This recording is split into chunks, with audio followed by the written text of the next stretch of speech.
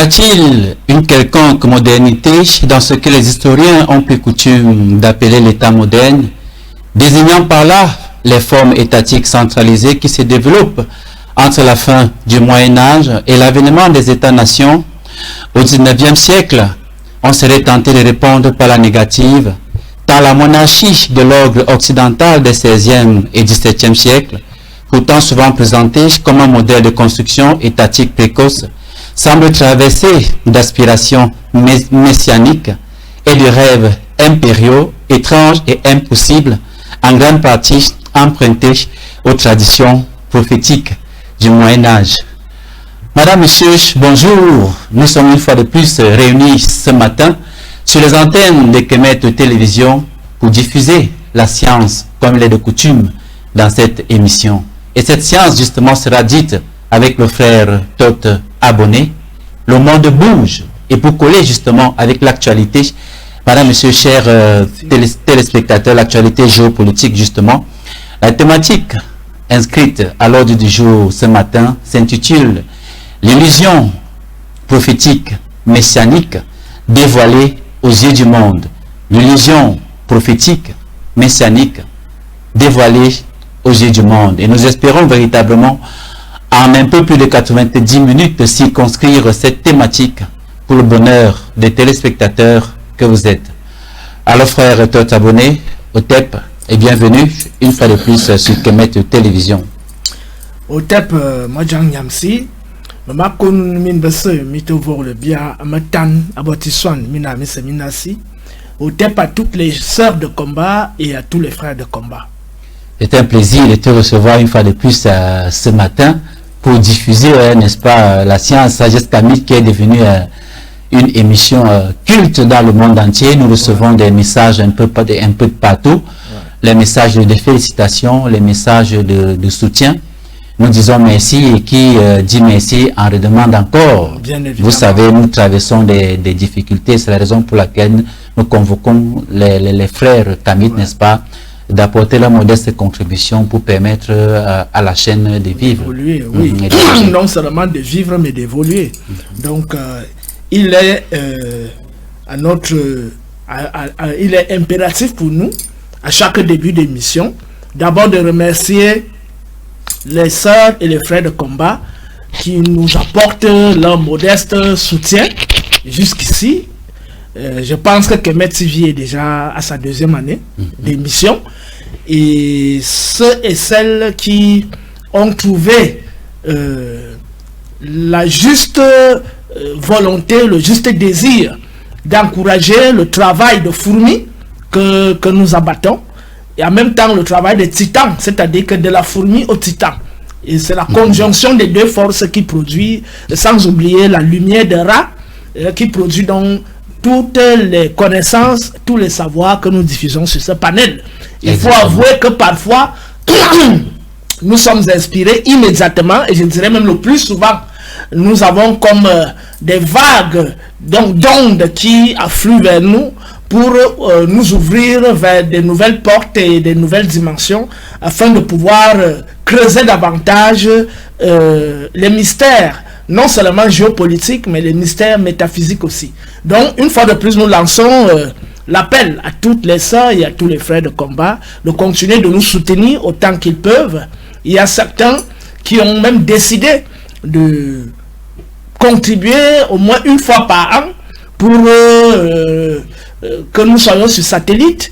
Et bon, s'il y a déjà une personne, et s'il y a une deuxième personne qui peut aussi se prononcer, et si on en a 10 comme ça, je pense qu'on peut couvrir toute une année sur satellite. Donc déjà nous remercions ce frère qui a pris cette initiative, et nous continuerons de remercier celles et ceux qui nous soutiennent d'une manière ou d'une autre. Nous remercions également le groupe WhatsApp des membres de la diaspora qui ont décidé à partir de cette fin du mois justement de faire un geste à Kemet Télévision, n'est-ce pas, pour son évolution. Tout à l'heure, tu parlais d'inspiration, frère. Nous avons la ferme conviction et la certitude que nos ancêtres nous irradient de leur énergie. Parce que pour rappeler aux téléspectateurs, parfois c'est à la veille que nous trouvons une thématique et on se retrouve le lendemain à la télévision avant de voir comment est-ce que nous allons structurer ça. Ce n'est pas des thématiques que nous on a déjà arrêté. qu'on a arrêté longtemps à l'avance. Donc, nous avons donc cette certitude que l'inspiration nous vient de nos ancêtres. C'est pourquoi je vous ai dit la dernière fois, il n'y aura jamais de compromission ici à Kemet Télévision et nous ne sommes pas ceux qui allons justement être les traîtres à la mémoire de nos ancêtres. Nous ne sommes non plus des personnes naïves qui peuvent être appâtées par des propositions de gloire, des déclarations telles que je ferai de toi un grand homme. On connaît le mode opératoire de certains groupes, de certains individus appartenant à des idéologies bien spécifiques. Ils ont presque tous le même mode opératoire. Car lorsque quelqu'un est véritablement aligné avec toi, il n'a pas à te faire des promesses que je ferai de toi ceci, je ferai de toi cela. Déjà sur la base de ce que tu accomplis comme acte, comme œuvre, il devrait appuyer cette œuvre sans te vendre le ciel et la terre. Exactement. C'est-à-dire qu'on doit voir cela par les actes et non créer des conditions à travers lesquelles on va canaliser les gens alors que nous sommes des personnes très averties. Nous connaissons le mode opératoire de certaines écoles de pensée et tout ça. Donc, comme le frère le dit, nous sommes très avisés. Moi, en tant que métaphysicien, je connais comment tous ces gens pensent et quel type d'illusion ils veulent vendre aux gens. Et ils nous testent, ce sont même des tests, ils veulent voir si vraiment nous sommes accrochés à certaines choses, si nous avons des ambitions débordantes, et c'est par là qu'on peut donc nous faire glisser, faire taper la nuque au sol. Exactement. Donc nous restons lucides, peu importe les moments difficiles qu'on traverse, nous restons nous-mêmes. Voilà qui est dit, madame, monsieur, chers téléspectateurs. Nous allons parler un peu de géopolitique aussi ce matin, mais rassurez-vous, nous ne sortons pas du cadre de la ligne éditoriale de Kemet Télévision, parce que lorsqu'on parle effectivement de renaissance africaine, on parle également de politique. Comment est-ce que la politique se faisait à l'époque de nos ancêtres? Nos mondes bougent, je vous l'ai dit dans mes propos d'entame, et nous allons parler un peu de géopolitique ce matin. Alors frère, avant de prendre la vidéo, une fois n'est pas coutume, nous allons commencer cette émission par une vidéo. Nous allons la commenter, ensuite nous allons prendre la deuxième vidéo avant qui nous fait entrer véritablement dans le vif du sujet. Je rappelle la thématique, l'illusion prophétique, messianique, dévoilée aux yeux du monde. Alors si la régie est en phase avec moi, nous allons prendre la toute première vidéo de cette émission. On se retrouve juste derrière pour continuer l'échange. L'église d'Éphèse, de Philadelphie, toutes ces églises évangéliser, mais n'a pas dit d'écluser, exterminer, piller les autres, pour imposer leur vision, qui n'est pas une vision de l'enseignement du Christ, mais leur vision à eux-mêmes sous le nom de Jésus, jusqu'à salir le nom d'un grand initié, un grand mystique et un grand spirituel. Ouais, parce que là, on a sali le nom du Maître. Pour satisfaire leurs besoins personnels, fondés sur l'égoïsme, la méchanceté, et tout ce que nous voyons aujourd'hui à travers le monde. C'est ce qu'on appelle l'impérialisme occidental. Le trio des trois, la religion, les scientifiques et les politiques. Trio de trois. Les trois travaillaient autrefois ensemble. La religion pour apaiser les gens, exterminer ceux qui avaient des pouvoirs mystiques. Les scientifiques pour pouvoir exploiter les biens des terres qui sont ici envahies. Et les politiciens, c'est pour gérer l'administration. Le trio des trois. C'est comme ça que le monde fonctionne. Et c'est comme ça que le monde fonctionnera toujours. Donc pour comprendre l'histoire des Templiers, c'est très difficile, mais je vais essayer de résumer parce que ça nous risquerait de prendre beaucoup de temps. Lors du Temple, les Templiers se considéraient comme étant les servants disciples du Christ, les descendants directs de la tradition de Jean, le disciple le plus aimé de Jésus. Puisque pendant qu'il y a eu persécution, Jean, qui était le disciple le plus aimé du Maître, s'est retrouvé en Grèce. Et lors, d'ailleurs dans le livre de Patmos en Apocalypse, c'est là où il a écrit quoi? Il a écrit l'Apocalypse. Et quand vous voyez les premières lettres, les lettres adressées aux différentes églises, ce sont les églises d'Éphèse, de Philadelphie. Toutes ces églises-là, ce sont des églises qui ne se trouvent pas en Israël. Ça se trouve en Grèce. C'est pour montrer que Jean s'est allé s'installer en Grèce. Et là, il a eu des disciples dans la Grèce. D'ailleurs, si vous prenez tout le Nouveau Testament est beaucoup plus influencé par la pensée grecque. Il y a un rapport direct entre la philosophie grecque et les évangiles de Jean. Et même de tous les autres évangiles. Mais ce qui est fondamental avec l'évangile de Jean, c'est que Jean, c'est un disciple mystique. Voilà pourquoi on appelait l'apôtre des mystères, le fils du tonnerre. Parce que lorsqu'il y avait le tonnerre grondait, lui, il entendait une voix. C'est lui qui a interprété que la voix là du tonnerre a dit celui-ci est mon fils. C'est pas que les gens ont écouté, que tout le monde a écouté, une voix a parlé au ciel. Les gens quand ils lisent ça, ils ont l'impression que c'est tout le monde qui avait écouté, une voix a parlé. Non, c'est un tonnerre qui a grondé, mais lui par révélation, par son don de révélation, a entendu un son qui lui a dit celui-ci est mon fils bien-aimé. Ça se passe dans une dimension mystique. C'est pas que tout le monde a écouté. Les autres ont écouté seulement du bruit. Mais l'initié qui est préparé, bien entendu, peut entendre qui dit ah, celui-ci qui est en train de parler, c'est lui qui est le messager. Et l'apôtre Jean, qui était le disciple le plus aimé, qui dormait sous la poitrine du maître. D'ailleurs, à la fin, quand le maître est sur le point de partir, il dit quoi? Il dit Jean, voici ta mère. Il dit mère, voici ton fils. Il dit ne me pleurez pas. Celui qui connaissait le secret, si vous voulez bien, de la mission du maître. C'est vrai qu'il y avait d'autres apôtres aussi qui connaissaient, mais la façon dont Jean comprenait les choses, c'était pas la même manière que les autres comprenaient la chose. C'est pourquoi lorsque les 4 autres évangiles vont commencer l'histoire de Jésus physique, matériel, né de Marie, sous l'impulsion du Saint-Esprit, et après combattu par, voilà, qui a été persécuté, l'enfant Jésus avec les rois mages, lui, Jean, il ne commence pas là. Il dit que ça, ce n'est que le côté physique. Ça, c'est l'histoire de l'être humain. Mais moi, je vais parler de l'histoire du Christ, qui est différent de l'histoire de Jésus. Parce que vous ne voyez que le personnage physique qui est animé. Mais qu'est-ce qui anime ce personnage physique que vous appelez Jésus? C'est le Christ. Et qui est le Christ? Jean révèle, il dit au commencement était le Verbe. Il dit pas au commencement était Jésus. Il dit au commencement était le Verbe et le Verbe était avec qui? Le Verbe était avec Dieu. Et le Verbe était qui? Le Verbe était Dieu. Point terminé. Là, il pose le fondement de la spiritualité authentique. Connue depuis l'Égypte antique. Parce que la même chose qu'il dit, Hermès l'avait déjà dit plusieurs siècles avant lui. Voilà pourquoi on appelait Hermès le long berger. Oui, dans la vision d'Hermès, il explique tout ça dans la vision d'Hermès. Comme les gens n'ont pas les textes hermétiques égyptiens, il ne peut pas penser, il ne peut pas savoir que tout ça, ça a été pris en Égypte. Tout ça, c'est parti de l'Afrique.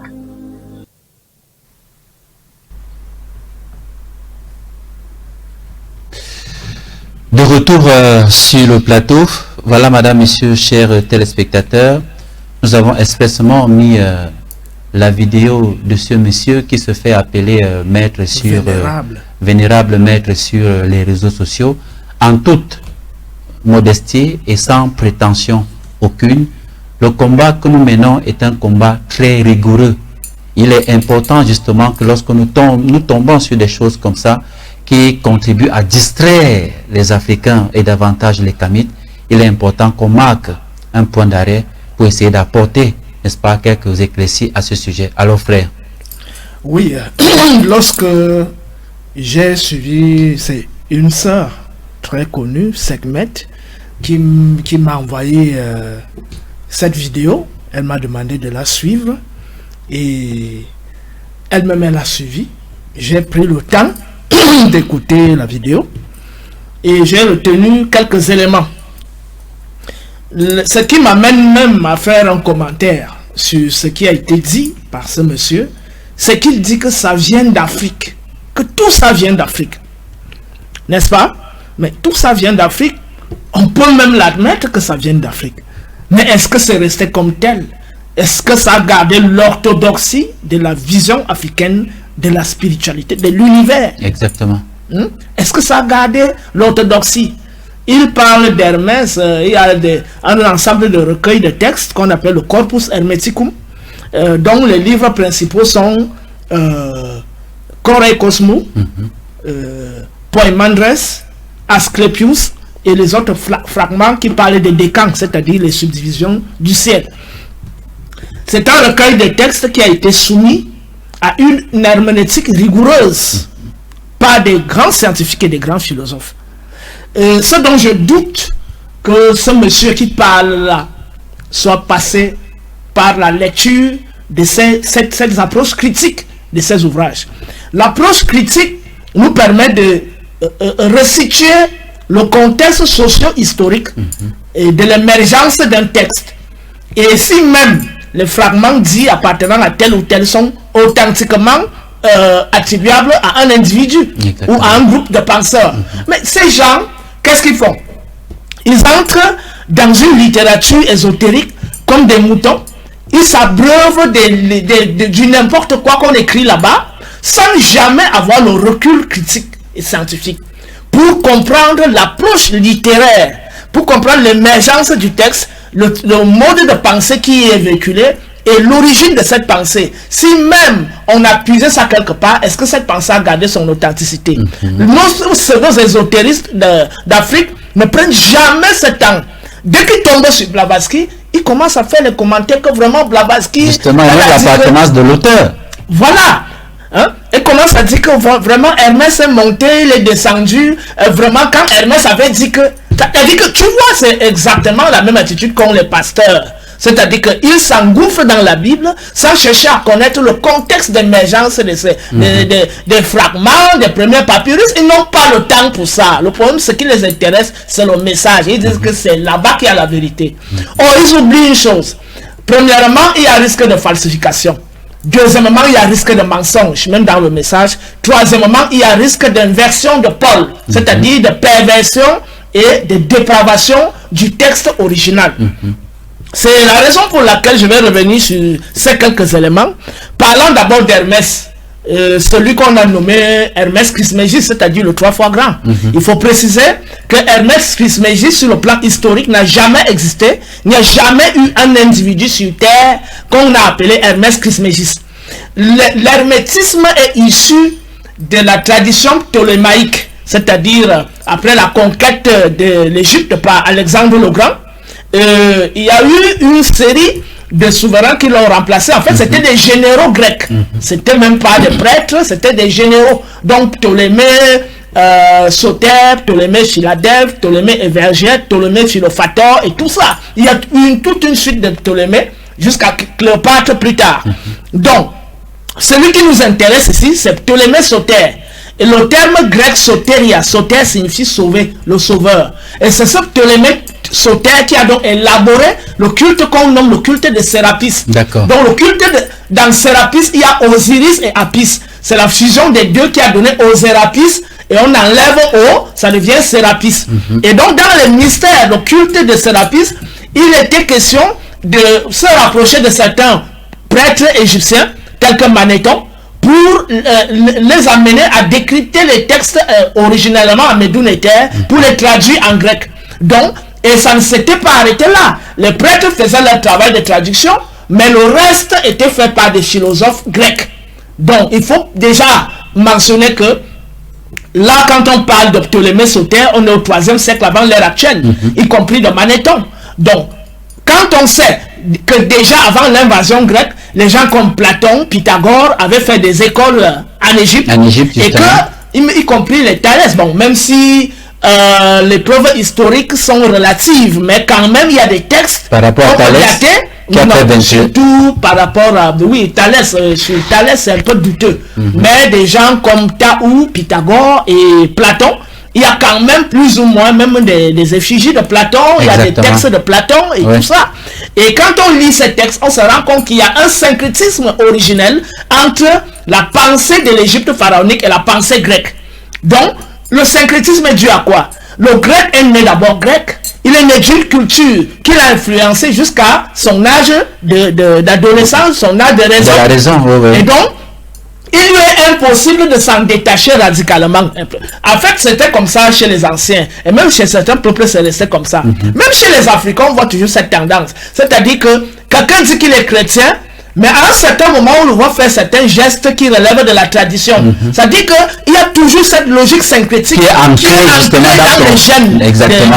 Et dans la culture grecque, c'était donc très grave parce que les Grecs étaient initiés à un certain âge, chez eux d'abord, et quand ils arrivaient chez les Égyptiens, ils faisaient face à un mode de vie totalement étranger au leur. Et donc, le fond du problème, c'est que même les connaissances qu'ils ont pu acquérir sous forme de bribes de connaissances, d'ailleurs, Cheikh Anta Diop l'a démontré dans Civilisation ou Barbarie, où il fait l'interprétation du Timée de Platon, et où il montre les erreurs mathématiques dans le Timée. Et donc ça, c'est un travail révélateur qui montre les limites de la pensée grecque. Exactement. Et donc, ils ont pris certains bribes, ils sont rentrés chez eux, ils ont fait une fusion entre ce qu'ils ont pris et ce qu'ils ont chez eux. C'est ça donc qui a créé ce syncrétisme-là.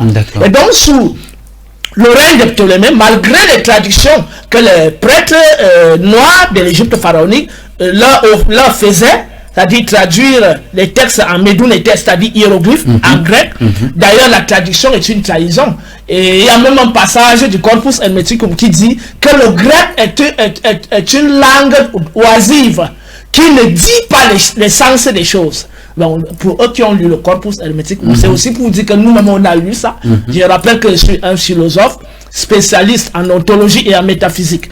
Donc je connais l'histoire des religions, la philosophie des religions, l'histoire du symbolisme, l'herméneutique symbolique et tout ce qui... Tu sais de quoi tu parles. Je sais de quoi je parle. Donc, c'est ce brassage entre la tradition pythagoricienne, la tradition platonicienne et le travail que les Ptolémées font au niveau du culte de Sérapis.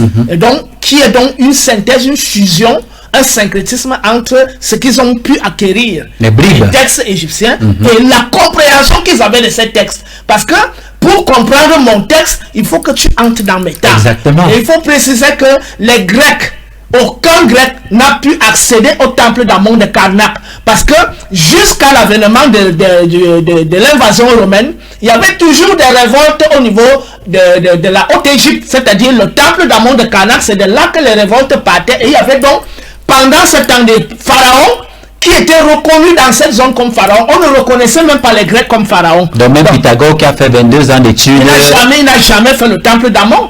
Ils allaient vers le nord, au centre de l'Égypte. C'est là-bas qu'ils acquéraient les choses. Il faut préciser que la tradition orthodoxe de la pensée africaine authentique a été garantie par le temple d'Amon de Karnak, c'est-à-dire en Haute-Égypte. Et c'est la raison pour laquelle, depuis les invasions Hyksos, le rétablissement de l'ordre partait toujours de la Haute-Égypte. Donc le temple d'Amon de Karnak était la cervelle de la pensée africaine. Et c'est lorsque il y a eu donc une chute définitive après l'invasion romaine que beaucoup de ces grands initiés ont donc quitté cette zone de Haute-Égypte, sont allés en Nubie. Et d'où le règne de Candace, de tous ces gens, les Amani Rena, Amani Shaketa et autres. Et plus tard, d'autres sont descendus plus bas parce que même jusque-là, l'ennemi ne s'était pas arrêté en Égypte. Il est descendu jusqu'en Nubie. Et c'est d'ailleurs la raison pour laquelle il y a eu progression du christianisme. Exactement. Et plus tard, les invasions arabes. Donc, au fur et à mesure que les envahisseurs descendaient, les grands initiés rentraient au cœur de l'Afrique, d'où ils étaient partis pour aller initier ces civilisations. Donc, on les a aujourd'hui dans certaines confréries, notamment dans le Vaudou, dans le Komo au Mali, les Dogons du Mali, le Mbok chez les Bassa, ici au Cameroun, le Lakam chez les Bamileke, le So chez les Beti, je sais pas, toutes ces confréries initiatiques sont donc issues de l'héritage de ces grands prêtres qui, jusqu'à aujourd'hui, recèlent encore des grands codes mystiques. Il faut aussi avouer que beaucoup de portes ont été fermées à cause de la perte de certaines clés et à cause du comportement de certains initiés aussi, il faut l'avouer. Et c'est d'ailleurs la raison pour laquelle nous devons réveiller ce qui a été ces portes qui ont été fermées à travers un travail de pratique véritable de la maths. Donc pour revenir sur notre sujet en disant, les Grecs n'ont jamais eu accès au cœur des mystères de l'Égypte pharaonique. Aux arcanes de la connaissance égyptienne. Parce que la connaissance était détenue par les prêtres d'Amon de Karnak. Et c'est de là que les révoltes partaient toujours depuis l'invasion Hyksos jusqu'à l'invasion romaine. Donc on ne peut pas nous parler d'un culte de Sérapis qui serait donc véritablement le reflet des mystères authentiques de l'Égypte pharaonique. Donc c'est une coque c'est d'ailleurs la raison pour laquelle les ordres maçonniques ont dû se révolutionner lorsqu'ils ont découvert les vrais textes égyptiens. À partir du XVIIe siècle. Il y a eu une révolution dans la pensée maçonnique, dans les mouvements rosicruciens, d'où la naissance plus tard de la Rose-Croix à Morgue et tout ça. Donc on voit quand même quelque part qu'ils sont reconnus Et c'est à cette période précisément que la franc-maçonnerie, même entre de nouveau en Afrique par le Sénégal au XVIIe siècle. Donc il y a l'histoire de la franc-maçonnerie, il y a l'histoire de la naissance des textes nommés Corpus Hermeticum, et dont on sait les premiers textes avant le siècle actuel, notamment Corée, Cosmo et Poemandres, ont été rédigés entre le 2e et le 1er siècle avant l'ère actuelle. Et Asclepius est rédigé autour du 2e et le 3e siècle de l'ère actuelle. Donc, on en a donc fait un corpus comme si c'était un individu nommé Hermès Trismégis qui a rédigé ces textes-là. Donc, en réalité, le Corpus Hermeticum est le résultat de la pensée des pythagoriciens, des platoniciens et du culte de Sérapis initié par Ptolémée Soter. Voilà, sous l'égide de la traduction des textes égyptiens en grec et des philosophes et des penseurs grecs, des mystères de Samothrace, de Delphes et de je sais quoi, en Grèce là-bas. Donc ils ont fait donc cette fusion, ils ont concocté une pâte. Et c'est d'ailleurs la raison pour laquelle, au niveau même du zodiaque, le zodiaque égyptien est modifié. Parce que on ne trouve plus dans le zodiaque grec des figures féminines prépondérantes. Justement. Alors que dans le zodiaque de Dendera, c'est d'ailleurs les femmes qui supportent le pylône du zodiaque de Dendera. Dans le zodiaque grec, on trouve même déjà des images et des symboles homosexuels tels que Zeus, Ganymède et tous ces gens. Et que des figures masculines. Des figures masculines.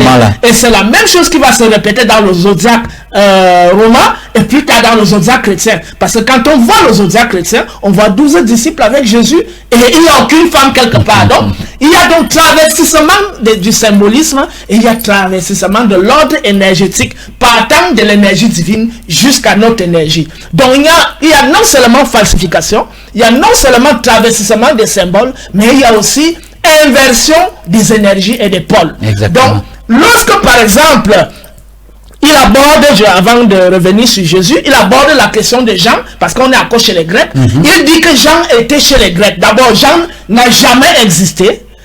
Historiquement. Alors, s'il a existé, il n'a jamais été le disciple de Jésus. Parce que les évangiles, ou l'évangile de Jean, est daté scientifiquement. Et le premier manuscrit, c'est ce qu'on nomme le papyrus John Ryland de Manchester, qui n'a que quelques lignes. Ça dit que ça date de l'an 125 de l'ère actuelle. Ça veut dire que 125 ans plus tard, après la supposée existence de Jésus, c'est en ce moment que les premières lignes de l'évangile de Jean apparaissent. Et ça dit qu'on dit c'est seulement 4 lignes. Et là, on a tout un texte plus tard qu'on appelle évangile de Jean. Et si on a donc 4 lignes au départ, ça veut dire que c'était en phase de rédaction. Et tout ce qui montre donc que soit Jean, s'il a réellement existé, n'a existé que 125 ans plus tard et il a commencé à rédiger ça. Et on va même préciser que c'est pas lui qui a terminé la rédaction. Parce que la rédaction de l'évangile de Jean se termine vers le 4e siècle. Vous voyez, sauf si c'est un immortel qui a vécu 300 ans sur terre. Donc, non seulement l'individu qu'on nomme Jean n'a jamais vécu à l'époque du supposé Jésus historique. En plus, le texte même qui lui a attribué, à partir de l'an 125, un texte daté scientifiquement, n'est pas définitif. C'est un texte fragmentaire, ça dit 4 lignes, qui a été complété 3 siècles plus tard. Donc, maintenant, lorsqu'il nous parle des Grecs, il dit qu'il est la parole, la vérité, que au commencement était le verbe était... Le verbe s'est fait chair à Jésus. C'est vrai, en fond, on retrouve la doctrine égyptienne, justement. C'est-à-dire le verbe, les vibrations de Ra, l'incarnation, c'est-à-dire la vibration, lorsqu'elle se densifie, elle devient matière. On l'a même longuement expliqué aussi là dans moins de 2 émissions. Quand il dit qu'il est vénérable, grand-mère, c'est comme s'il y avait quelque chose d'extraordinaire. Nous, on n'a jamais prétendu être des vénérables grands-maîtres ici. Nous sommes ceux qui défendent une cause. C'est pour ça que j'ai parlé en toute modestie et sans prétention. Et nous n'allons jamais prétendre être des maîtres. Moi, j'interdis à tous ceux qui m'écrivent de m'appeler maître. Je ne suis pas un maître. Je suis celui qui est en quête du savoir, de réappropriation de notre véritable savoir avec l'assistance de nos ancêtres pour restituer ce savoir à notre peuple afin que la lumière jaillisse à nouveau. Donc, déjà la prétention de s'autoproclamer grand maître, avec tout ce qu'on vient de dire, de donner comme élément, montre les limites de cet individu qui a cette prétention. Ça bat en brèche complètement son discours. Exactement. Donc, lorsqu'il dit qu'au commencement était le verbe, les Grecs ont repris ça dans la doctrine du logos. Chez les stoïciens, il faut évoquer que l'école stoïcienne débute à partir du 3e siècle avant l'ère actuelle. Donc le fondateur est Zénon de Citium. C'est lui qui a initié l'école stoïcienne. Donc, maintenant on se retrouve, et même le stoïcisme lui-même hérite du platonisme.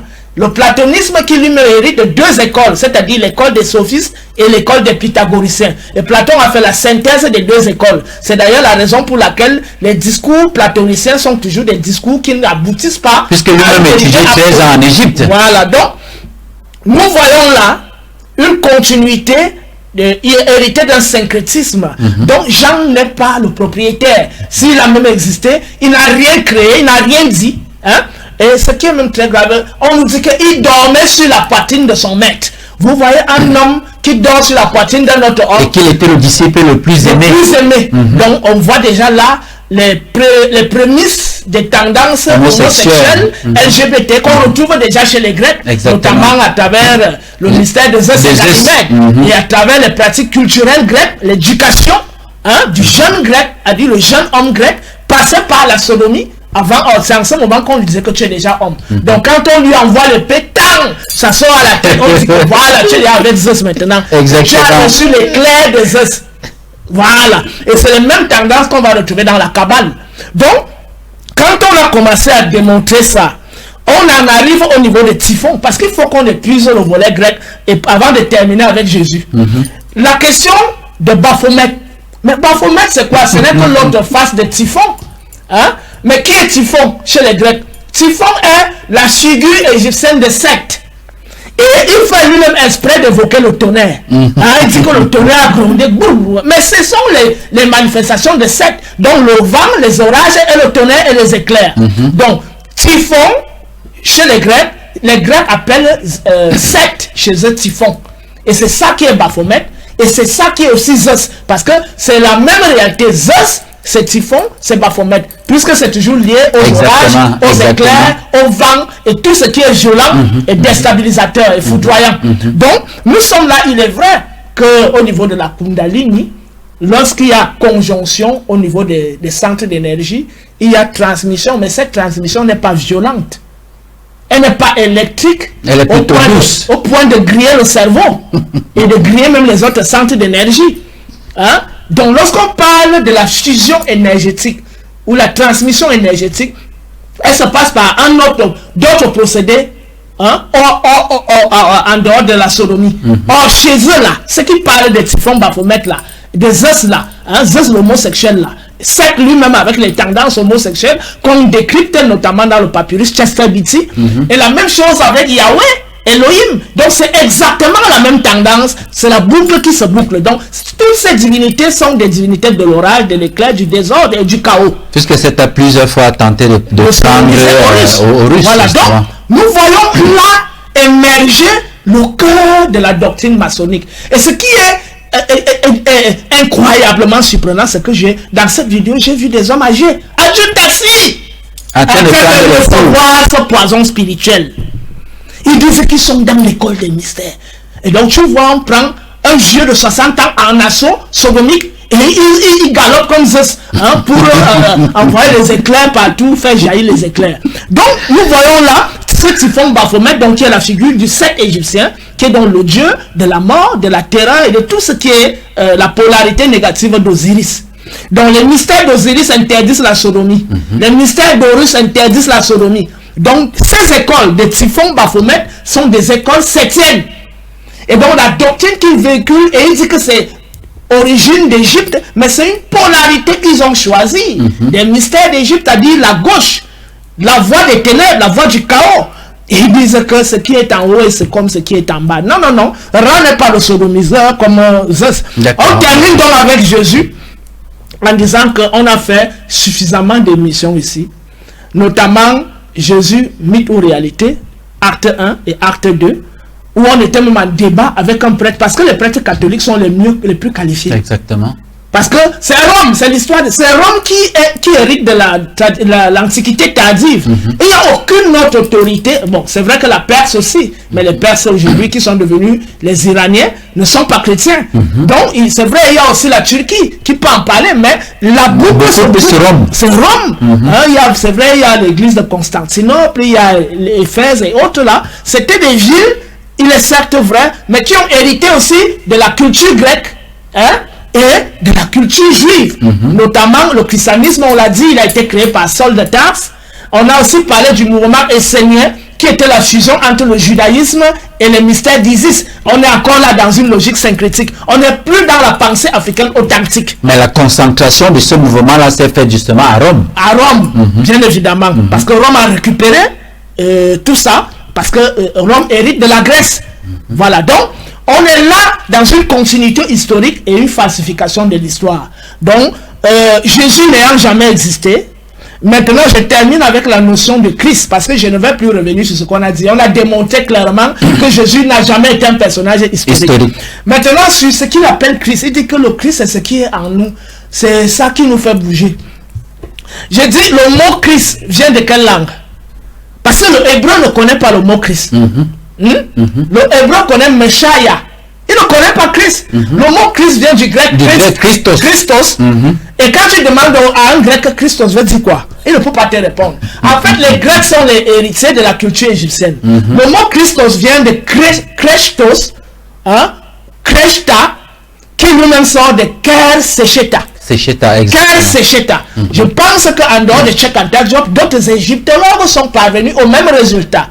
Et pour être plus précis, sur la stèle du grand prêtre nommé Iker Nofret, qui a vécu autour de 1800 avant l'ère actuelle, c'est en ce moment que pour la première fois le mot Christos, apparaît. Et il est écrit sur l'une des lignes de cette stèle, à Medouneter, je vais traduire prononcer le Medouneter tel que c'est prononcé vulgairement pour ne pas perdre les gens. Il est écrit Djeba N-I Nedjer M-K-O-F N-I-A-I Net Keri Secheta Irit-I Net Sema.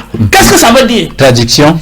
J'ai parlé le Dieu à ma fonction de gardien des mystères. Que signifie parler le Dieu? C'est-à-dire donner à Dieu ses attributs. C'est ça. Revêtir Dieu de ses attributs. Et le Dieu dont on parle, c'est l'initié qui est en processus d'initiation. Exactement. Et le revêtir de ses attributs, c'est lui donner tout. Je pense que j'en ai aussi quelques ici. On connaît le sceptre, on connaît le fléau, qu'Osiris portait, on connaît la couronne. C'est-à-dire les deux couronnes de la basse et de la haute Égypte. De la couronne. On connaît la croix de la vie. Voilà, on connaît la croix ancre, on connaît et tout ça, tous ces attributs, c'est ça les parures. Donc l'initié, pour accéder à la compréhension de la symbolique du réel, doit donc arborer ses attributs, parce que ces attributs qui portent sur lui le renvoient, parce que le symbole renvoie à une réalité. Donc le Keri Secheta est donc l'initiateur, c'est pas une entité qui habite en nous. D'accord. Le Keri Secheta, quand on dit gardien de mystère, c'est-à-dire celui qui lui-même est déjà initié, c'est-à-dire que celui à qui on enseigne les lois de l'univers, qui les maîtrise déjà, celui qui s'est harmonisé aux lois de l'univers et qui est donc capable de transmettre, de passer le flambeau à ceux qui aspirent aussi à cette connaissance. Il devient comme le gardien de ces mystères-là. Voilà, donc le gardien des connaissances. Et donc il n'y a pas un Christ qui habite dans les gens. Le Christ est un état est un niveau d'initiation. Est un niveau de, comment on dit, archevêque, évêque, nonce, je ne sais pas quoi, pape. Ce sont des grades d'initiation, parce qu'au-dessus de Ker Secheta, il y avait le Hem-Nedjer Tepi Imen, qui est donc celui qui a fusionné avec la force transcendantale qu'on appelle Imanara. Donc au-dessus même de Keri Secheta, le Christ que ces gens dont ils raffolent, dont ils ne connaissent même pas la vraie signification, ils ne savent pas qu'il y avait encore un grade supérieur à Keri Secheta. Donc Christ n'est pas un selon les chrétiens. Ce n'est même pas un esprit qui habite en quelqu'un. Ce n'est non plus un titre. Pas un esprit qui descend pour habiter en quelqu'un. Mais il s'agit d'un niveau d'initiation, et une fois qu'on accède à ce niveau d'initiation, on peut donc commencer à transmettre les initiations aux autres. Nous voyons donc un concept authentiquement compris, parce qu'il est créé par le peuple qui le comprend mieux, a été travesti plus tard, falsifié et a reverti dans les traductions qu'on voit aujourd'hui. Je termine par là avec le mot démon, c'est la même chose. Dans le grec, daimon signifie génie. Mais dans la logique chrétienne, démon est devenu quelque chose qui est négatif. Exactement. Donc, il y a le génie, chacun de nous naît avec un génie, un don particulier. Il y a même des génies dans la nature, les génies de l'eau, les génies de la terre, du vent, de l'air, du feu. Mais il y a aussi les mauvais génies, il y a aussi les bons génies. Et c'est Platon qui nous clarifie ça davantage dans le Timée et je crois le Phèdre, où il dit que les génies sont les traducteurs de pensée, c'est-à-dire ils sont comme le satellite, les antennes, les relais, quoi. C'est-à-dire que quand je mets une pensée, elle est captée par un génie qui transmet aux autres. Et qui diffuse.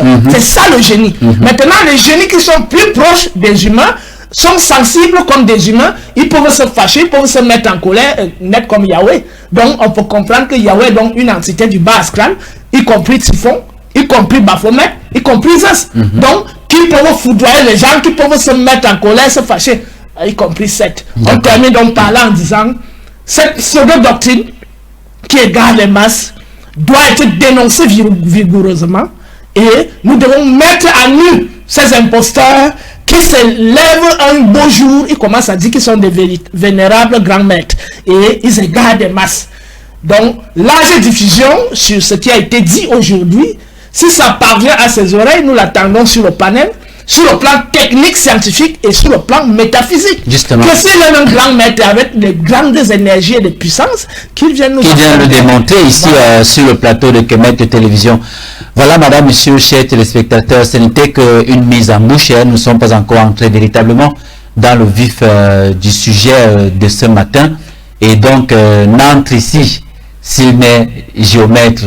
Pour entrer véritablement dans le vif du sujet, justement, nous allons prendre une vidéo que nous vous demandons d'être très attentifs parce que la vidéo en elle-même n'est pas très audible, mais c'est à travers le sous-titrage que vous allez comprendre le sens justement de cette vidéo. Et c'est à travers cette vidéo justement que nous entrons véritablement dans le vif du sujet de la thématique de ce matin. C'est la régie en phase avec moi, nous prenons la vidéo.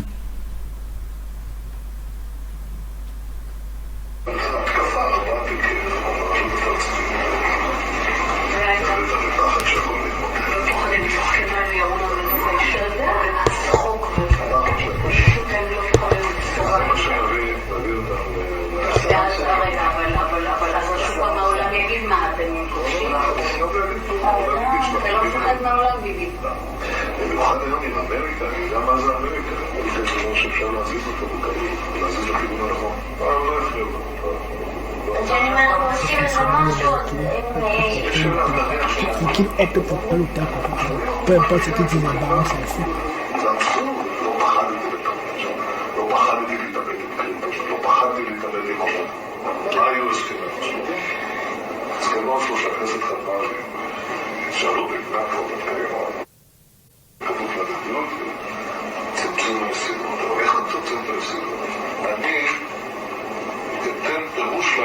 שיאפשר לי להפסיק את הדירה הזאת לקבל 67. איך עשינו את זה? אף אחד לא אמר מה זה אתרים צבאיים מוגדרים. אתרים צבאיים מוגדרים, אני אמרתי אלה אזורי ביטחון.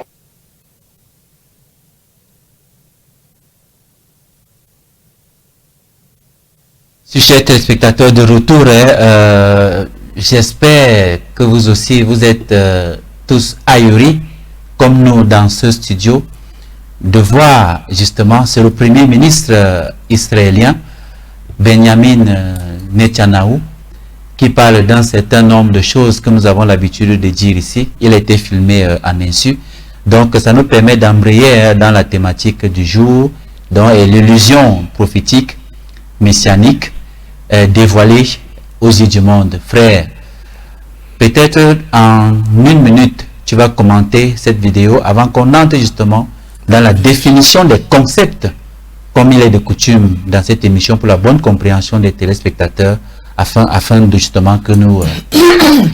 Le résumé de la vidéo qu'on vient de voir, c'est le prototype d'un groupe d'individus.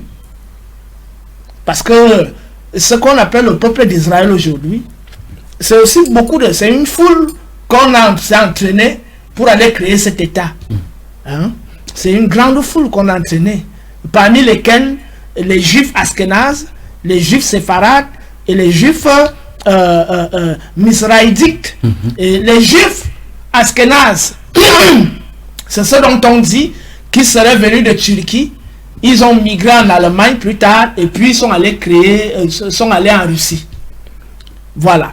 Et ce qu'on appelle les juifs séfarades, c'est ceux qui auraient été en Espagne et plus tard se sont répandus en Afrique du Nord et certains sont allés en Amérique. Les juifs misraïdiques, parce que misraïdique vient de Misraïm, c'est ceux qui sont au Proche-Orient. Donc les Palestiniens, les anciens Palestiniens, qui sont en fait les Juifs qui sont restés sur place dans la zone. Ça, ce sont des thèses qui ont été développées et tous ces gens, on les considère comme des Juifs parce qu'ils sont pratiquants du judaïsme. Mais il faut distinguer les Juifs convertis de ceux qui ont hérité de la tradition, c'est-à-dire des descendants des Hébreux. Voilà. Les descendants des Hébreux, s'il en existe encore sur terre, ne peuvent être que les Palestiniens. Les descendants des Hébreux, mais qui ont été islamisés progressivement au fil de l'histoire. Parce que d'ailleurs, pendant la période dont on parle de Muhammad, vers le 6e siècle, on parle très bien des peuples, des regroupements des Juifs dans la zone de la Palestine et de l'Arabie qui étaient là, et des groupements de chrétiens.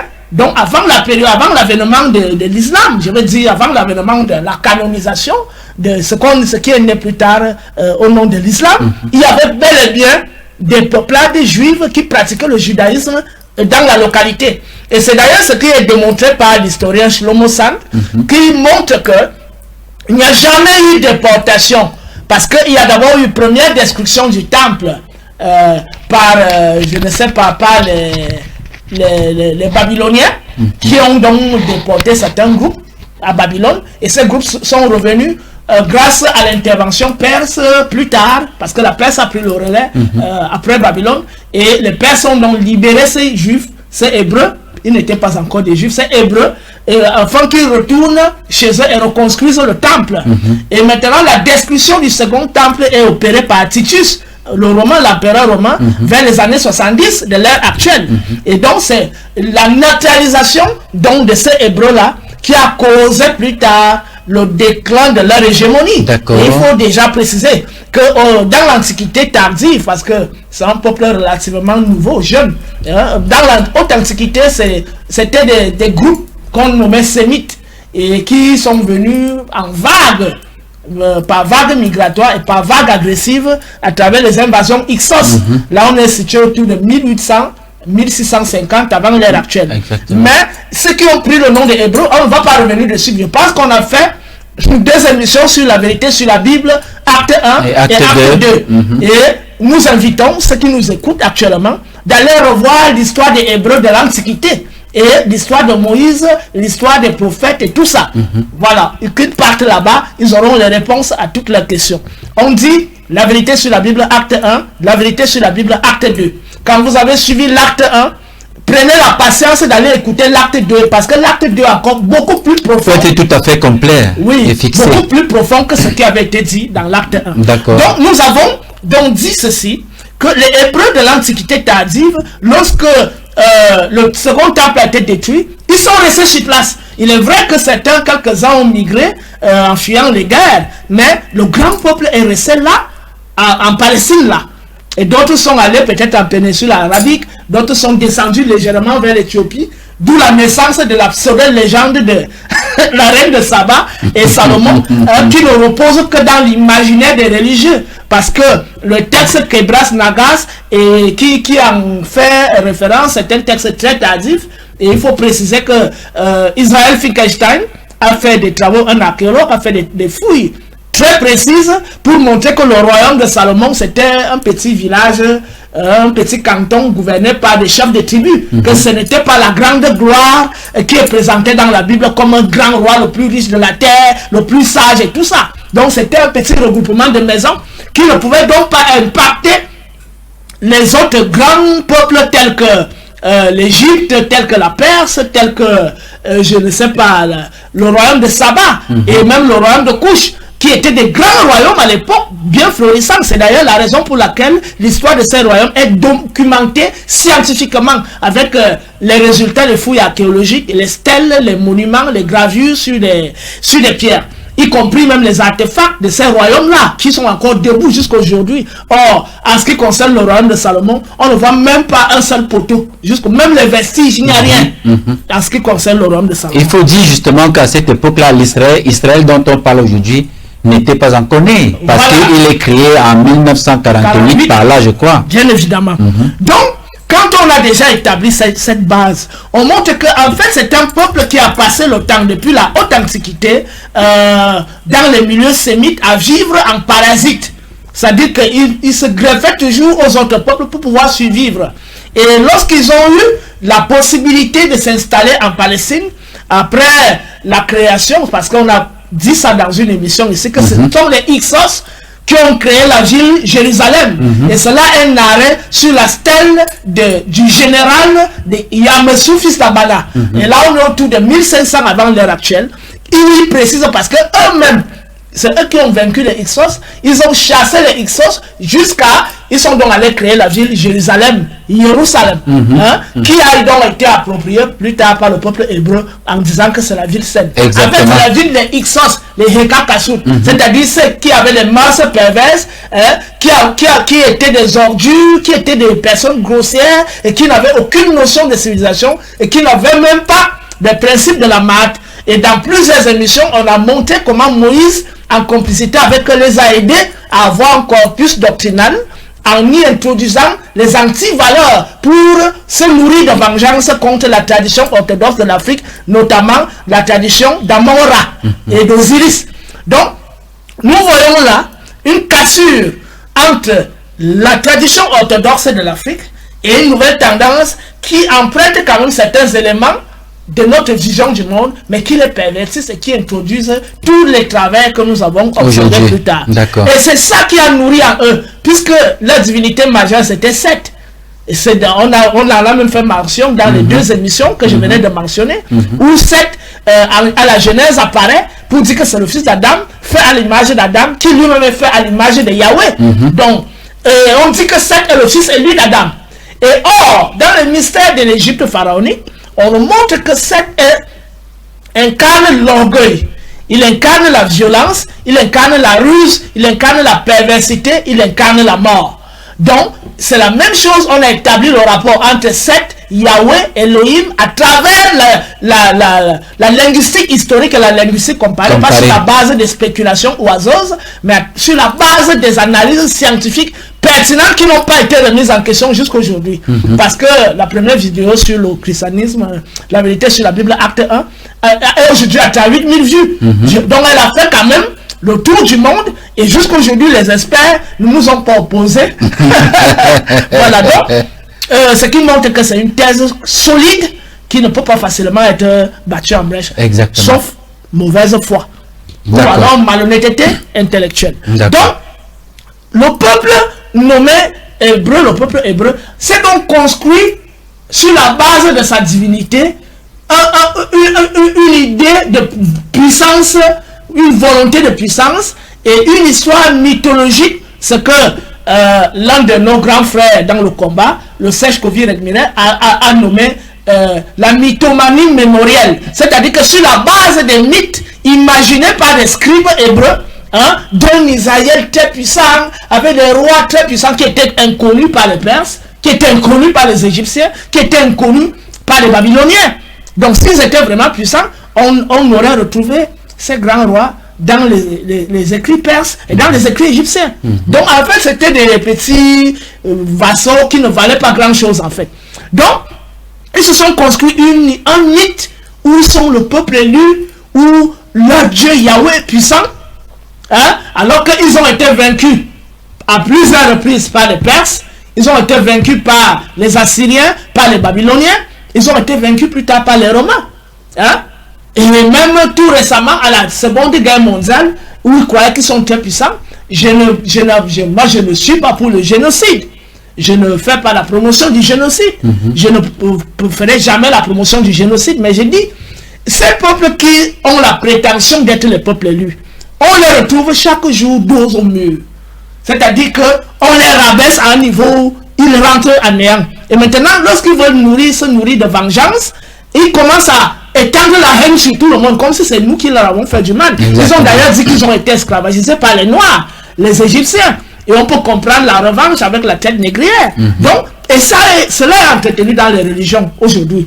Que l'Égypte a réduit les Hébreux en esclavage. Ce qui est faux, on l'a démontré sur la base des papyrus, des gravures sur des stèles, sur des monuments, dans les pyramides, que l'Égypte n'a jamais pratiqué l'esclavage. Et dont le discours de la Bible est faux. Est faux, y compris celui du Coran, parce que le Coran relaie ces mensonges-là, y compris le discours de la Torah. D'accord. Donc, on va avancer. Lorsqu'on a découvert que c'est un peuple qui s'est construit parce qu'un peuple qui n'avait rien au départ, ce n'est que lui qui peut vouloir. Prenons l'exemple d'un gars costaud grand. Il a un petit nain qui n'a que 1m20 ou 1 mètre. Quand il sera en face de lui, il sera complexé. Parce qu'il est désarmé. Et c'est pour ça qu'ils ont dans l'Éternel des armées qui doivent combattre à leur place. Parce qu'ils n'ont pas la vraie puissance à la base. Ils se construisent dans un Dieu violent, impérial, un Dieu qui est génocidaire, colérique et sanguinaire. Et donc, c'est de ça qu'ils vont se nourrir des siècles, pendant des siècles, pour se construire une histoire, un mythe qui va nourrir leur imaginaire et qui va donc les propulser vers cette quête de puissance. Ils ont réussi le coup parce qu'ils ont commencé à être des marchands. Après la destruction du second temple, ils se sont infiltrés à Rome avec des petits travailleurs qu'ils avaient. Ils sont devenus des marchands et à travers le commerce, ils ont réussi à se constituer parce qu'ils infiltraient les royaumes, les palais royaux. On en a parlé ici. Et plus tard, ils ont réussi à avoir le pouvoir économique. Et une fois qu'ils avaient le pouvoir économique, ils ont commencé à influencer sur la politique. Dès qu'ils ont réussi à prendre maintenant le pouvoir politique, ils ont embrayé dans le domaine de la science. Ils ont commencé à contrôler la science. Aujourd'hui, ils contrôlent les médias. Au point où on retrouve dans un individu comme celui-ci, qui parle des États-Unis. Je parle de Netanyahu Yahweh, parce que dans son nom, il y a Yahoo dedans. Yahweh, il y a Yahweh dedans. Et c'est révélateur, c'est-à-dire qu'il est actuellement celui qui incarne le messianisme et le prophétisme israélien. Donc, il le dit haut et fort qu'il manipule l'État américain. Bon, on sait que là-bas, il y a quoi? Il y a l'AIPAC, non? C'est pas le lobby juif. Exactement. De l'autre côté, en France, il y a le CRIF, non? Donc, dans tous ces pays de l'Europe de l'Ouest, de l'Amérique du Nord et de l'Amérique du Sud, il y a donc des grands lobbies juifs qui activent les choses. Et on précise que tous ces juifs ne sont pas les descendants des Hébreux. Exactement. Les vrais descendants des Hébreux sont restés sur place, à part quelques individus qui se sont déplacés. Tous les autres là sont des juifs convertis, dont les Ashkénazes, les Séfarades et autres. Donc tous ceux qui se réclament du royaume d'Israël aujourd'hui sont des gens, des arrivistes, qui se sont cristallisés autour de cette volonté de puissance, qui ont construit une idéologie qu'on appelle aujourd'hui le sionisme mondial, on va revenir dessus, et qui nourrit les individus comme Netanyahou, qui se prend donc pour un prophète et pour un messie, qui doit accomplir les prophéties d'Israël. Et donc Jérusalem appartiendrait à la Palestine. Bien évidemment. C'est-à-dire que les vrais Hébreux qui sont restés, ce sont des gars de Jérusalem là. Et donc, on termine donc par lui, à travers ses déclarations, il dit qu'il contrôle 80% de l'opinion américaine. Mais quand les gens contrôlent l'économie, ils contrôlent l'éducation, ils contrôlent les médias, ils contrôlent les loges, parce que c'est la Kabbale qui règne au cœur de la franc-maçonnerie, et c'est la Kabbale hébraïque dont les livres fondamentaux sont le Sefer Bereshit, le Sefer Abahi, le Sefer Yetzira, le Sefer Azoar et le Sefer où c'est A. Raphaël. Voilà donc, voilà les 4 textes fondamentaux ou les 5, je crois que j'en ai, oui, les 4 textes fondamentaux qui sont dans le socle de la maçonnerie mondiale, auquel l'individu, la première vidéo que nous avons mentionnée, fait partie. Même comme il y a des variances chrétiennes, parce qu'il y a la maçonnerie qui a aussi des tendances chrétiennes, et l'autre qui est fondamentalement kabbaliste. Kabbaliste, justement. Voilà, Nous avons donc ce système de pouvoir qui s'est constitué, qui lui donne donc la permission de faire tout ce qu'il veut aujourd'hui, parce qu'il dit qu'il manipule les Américains comme il veut. Donc, il peut neutraliser les Palestiniens, il peut bombarder en Syrie, il peut bombarder n'importe où il veut, rien ne va lui arriver. D'ailleurs, il y a eu une réunion au Conseil de sécurité récemment, après la destruction de l'ambassade de l'Iran en Syrie. La réunion, il devait avoir une réunion. Mais les trois membres du Conseil de sécurité, que sont les États-Unis, la France et le Royaume-Uni, ont fait blocage pour qu'il n'y ait même pas de réunion pour dénoncer ça. Mais lorsqu'il y a eu des bombardements de l'autre côté, vent debout, tout le monde, oh, l'Iran c'est la terreur, alors que vous m'attaquez, moi je n'ai pas le droit de vous attaquer. On en revient. Et justement que l'Iran sera sanctionné, notamment voilà. On va défendre la production des drones et de certaines armes justement qui permettent des missiles. Voilà, l'illusion prophétique, messianique, dévoilée aux yeux du monde. Ouais. Tu as commencé déjà, n'est-ce pas, par entrer dans le vif du sujet, mais il est important quand même pour la bonne gouvernance de nos téléspectateurs et milliers d'abonnés de définir, par exemple, le terme prophétisme. C'est quoi le prophétisme et c'est quoi le messianisme et comment est-ce que ces notions ont été dévoilées justement à la face aux yeux du monde? Le prophétisme, c'est une doctrine, la doctrine des prophètes, l'idéologie des prophètes. Et c'est quoi un prophète? Dans l'imaginaire populaire et même sur le plan philosophique, c'est celui qui est capable de prédire les événements. Mais sauf que dans les livres dits révélés, notamment la Torah, la Bible et le Coran, on nous dit que le prophète, c'est celui à qui Yahweh ou Allah parle directement. Voilà. Donc, Yahweh lui parle ou Allah lui parle. C'est ça le prophète. Donc, il y a un Dieu qui a des sons et des voix, qui s'adresse à des individus particuliers.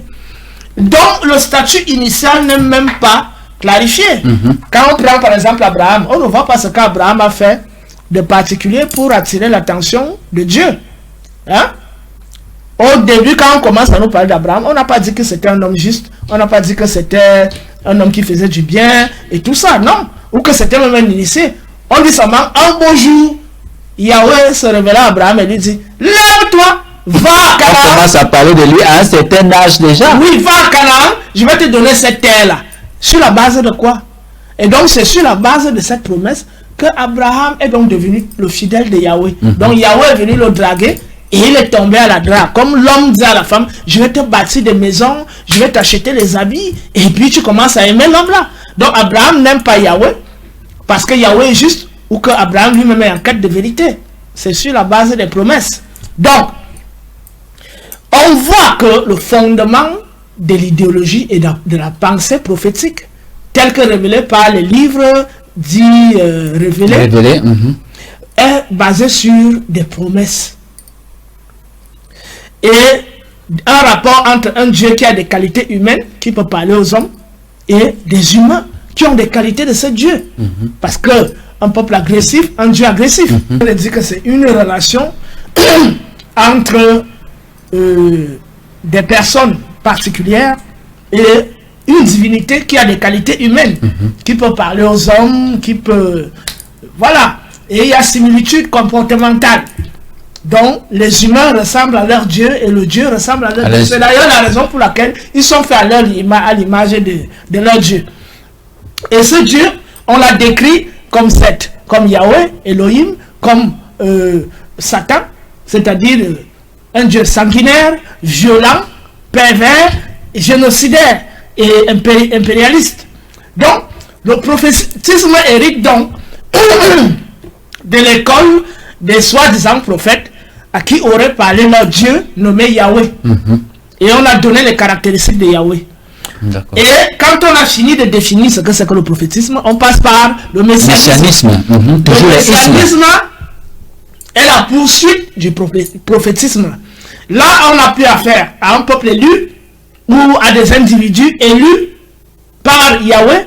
On a maintenant affaire à un individu, un seul, qui est le fils unique, le Messie, El Meshaya, le grand Manitou. Donc, le premier fut Yoshua, le Yoshua mythologique, et donc le vrai aujourd'hui est Benjamin Nieten Yahou. C'est-à-dire qu'il a même le nom de Yahou, là, Dieu là. Il est donc l'incarnation du vrai Messie que les Juifs attendaient depuis. Donc, on est passé du prophétisme au messianisme judéo-chrétien, hébraïque.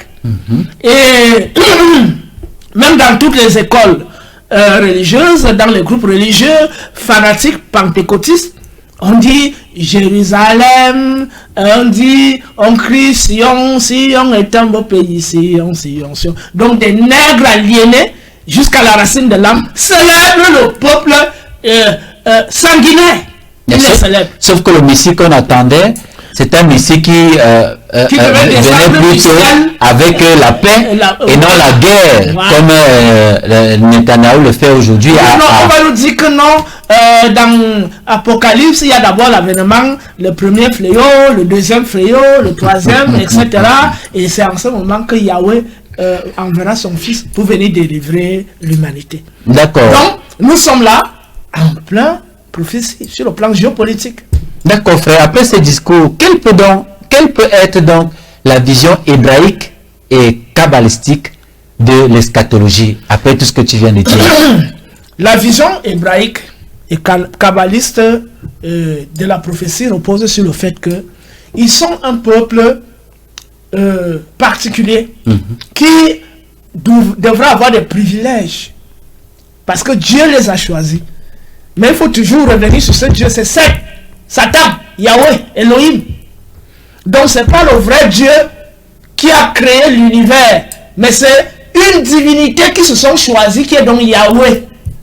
Et on a donné la signification de Yahweh, on a donné la signification d'Elohim, on a donné la signification de Seth, on a trouvé que c'est exactement la même chose. Et ce sont ces manifestations justement qu'on voit en Netanyahou. Voilà. En Netanyahou qui est donc un pire criminel de guerre, donc personne n'ose dénoncer à part les intellectuels arabes et quelques libres penseurs occidentaux qui n'ont même pas accès aux grands médias.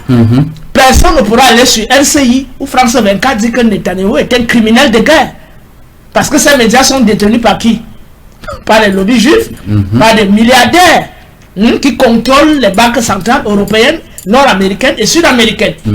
Or, aujourd'hui donc, avec l'étude des textes anciens et des textes des Hébreux, l'histoire des Hébreux, on découvre que leur pensée repose sur un statut de peuple privilégié. Mais ce sont eux-mêmes qui se sont créés ce statut-là. Il n'y a pas un Dieu, un vrai, qui aurait choisi un peuple. Parce que Ra, toute l'humanité descend de Ra. Ra est le Dieu de toute l'humanité. Ra, c'est quoi? C'est le rayonnement, les vibrations. Imanara. Imanara. Donc, l'invisible qui se manifeste par la lumière à travers des vibrations, et lesquelles vibrations, lorsqu'elles baissent de fréquence, deviennent solides, matérielles. C'est ça le vrai Dieu. C'est pas un Dieu imaginaire.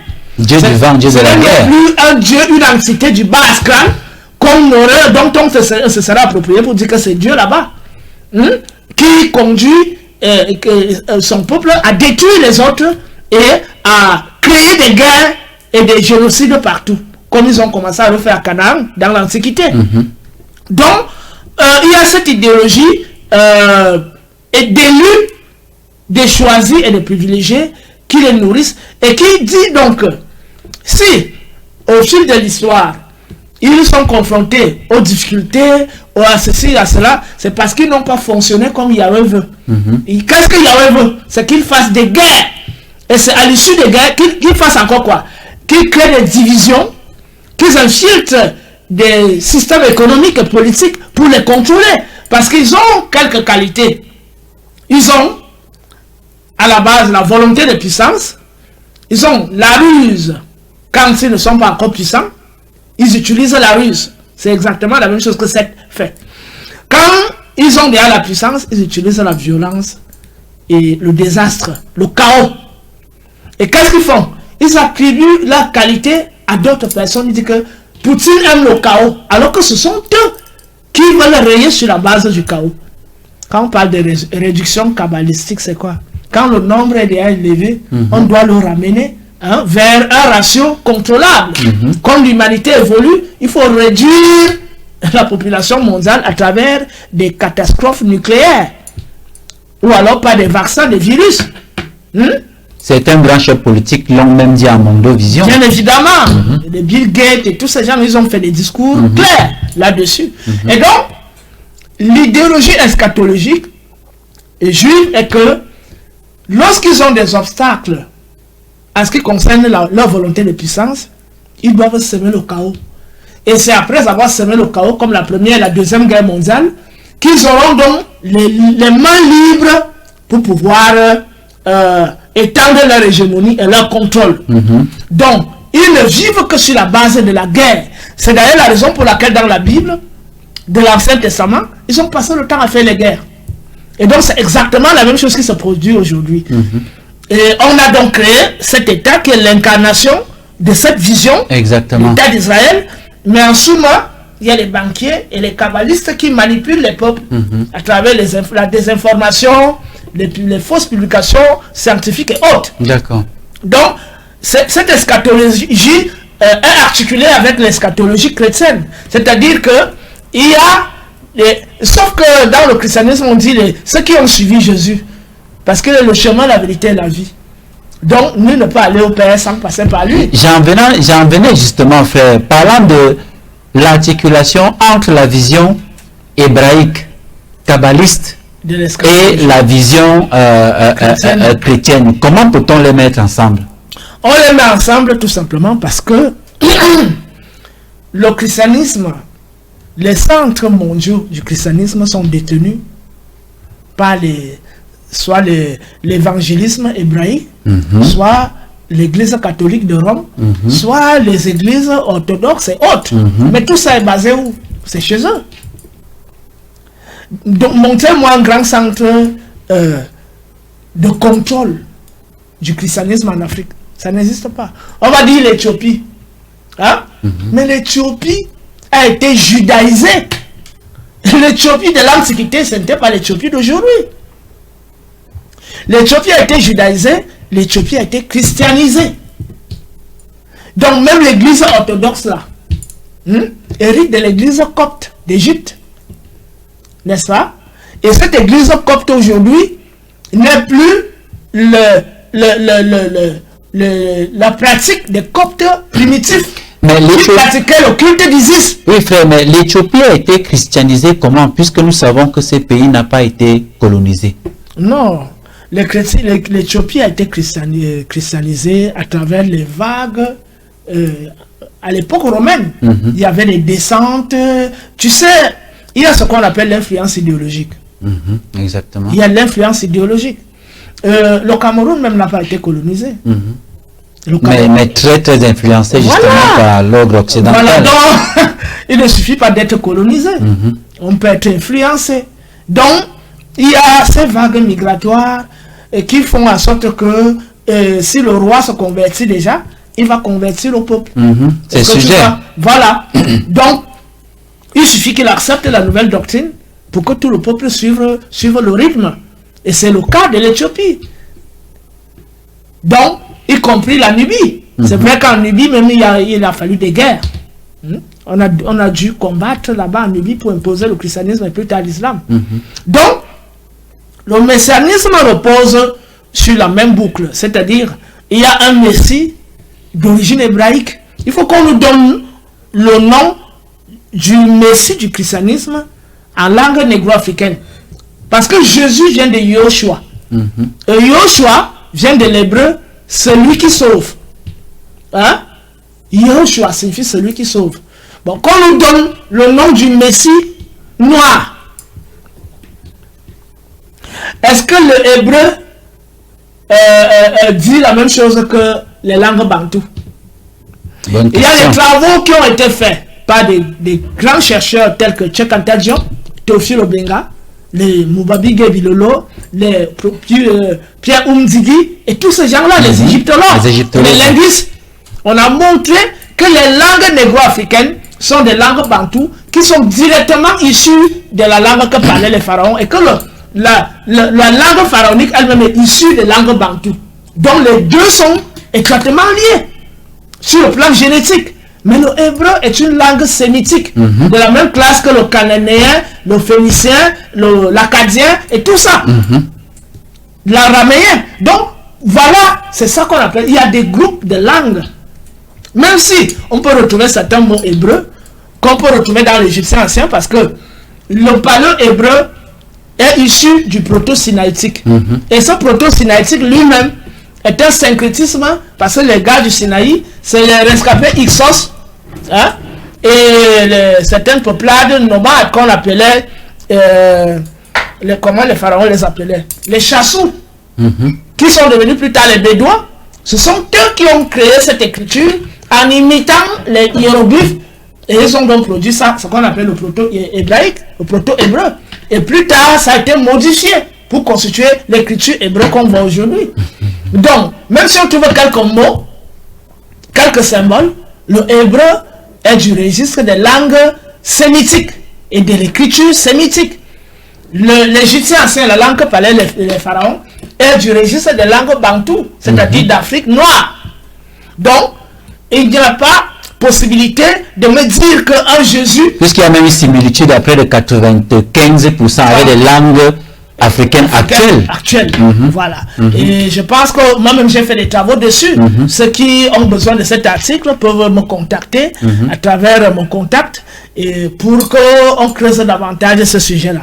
Donc, Yoshua, mais c'est hébreu. Même si on va nous dire que les premiers hébreux étaient des noirs, c'est faux. On a dit que les hébreux noirs sont issus du métissage entre les Ixos, auxquels appartenaient les hébreux, parce que le mot hébreu vient de Hapiru.